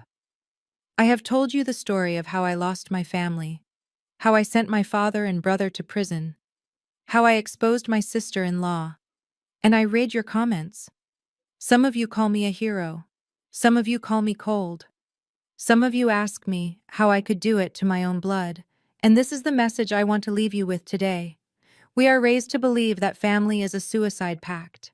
We are taught that because someone shares your DNA, they have a license to abuse you, to use you, to disrespect you, and you have a duty to take it. We are taught that keeping the peace is more important than keeping your soul. I am here to tell you that is a lie. Family is not about blood. Blood is just biology. Family is about behavior. Family is about safety. Family is about mutual respect. If the people in your house are hurting you, stealing from you, or dimming your light, they are not your family. They are your captors. And you have every right to plan a jailbreak. I pick up my tablet and glance at my bank balance, not to brag, but to make a point. My freedom cost me everything I thought I knew. It was lonely at first. It was terrifying. But do you know what kept me safe? It wasn't thoughts and prayers. It was financial independence. They called me a bean counter. They laughed at my job. But my job was my weapon. If you are watching this and you feel trapped, I want you to listen to me. Get your money right. Hide it if you have to. Learn about credit. Learn about your rights. Financial literacy is the only thing that separates a victim from a survivor. You cannot walk away if you cannot pay for the bus ticket. So please stop waiting for them to change. They won't. My father is in a cell and he still blames me. My brother is broke and he still begs. They do not change. You have to change. Stand up. Speak the truth. And if they hit you, whether with their hands or their words, do not just take it. Document it, report it, and then burn their kingdom down. I smile, a genuine warm smile that reaches my eyes. You are stronger than you think. You are smarter than they say. And you are worth more than they will ever admit. I reach forward to the camera. Thank you for watching my story. Now go out there and write your own. And make sure you are the hero of it, not the victim. I press the stop button. The red light fades. The room is quiet. I stand up and walk to the balcony doors. I slide them open and step out. The sun is shining so brightly that it warms my face instantly. Below me, the city is waking up. Cars are honking, people are rushing to work, life is moving forward. And so am I. I turn my face to the sun, closing my eyes, feeling the heat on my scar. It doesn't hurt anymore. It hasn't hurt for a long time. I whistle for Justice. He comes bounding out onto the balcony, pressing his head against my leg. I bury my hands in his soft fur. We are okay, boy, I whisper. We are more than okay. I look out at the horizon where the sky meets the earth. The world is wide and open. The shadows of the Sterling mansion are far behind me, swallowed by the distance. I turn my back on the city, walk back into my home and close the door. The screen goes dark. But my life is just beginning. The story of Jasmine teaches us that loyalty should never come at the expense of your integrity or safety. We are often taught to endure abuse for the sake of family unity, but true family is built on respect, not manipulation. Her journey proves that financial literacy is the ultimate form of self-defense against control. By mastering her finances and standing firm in the truth, she transformed from a victim into a survivor. Sometimes the greatest act of self-love is walking away from the people who share your blood to build the life you truly deserve. If Jasmine's victory inspired you to reclaim your power, please hit the like button and subscribe for more stories of resilience. See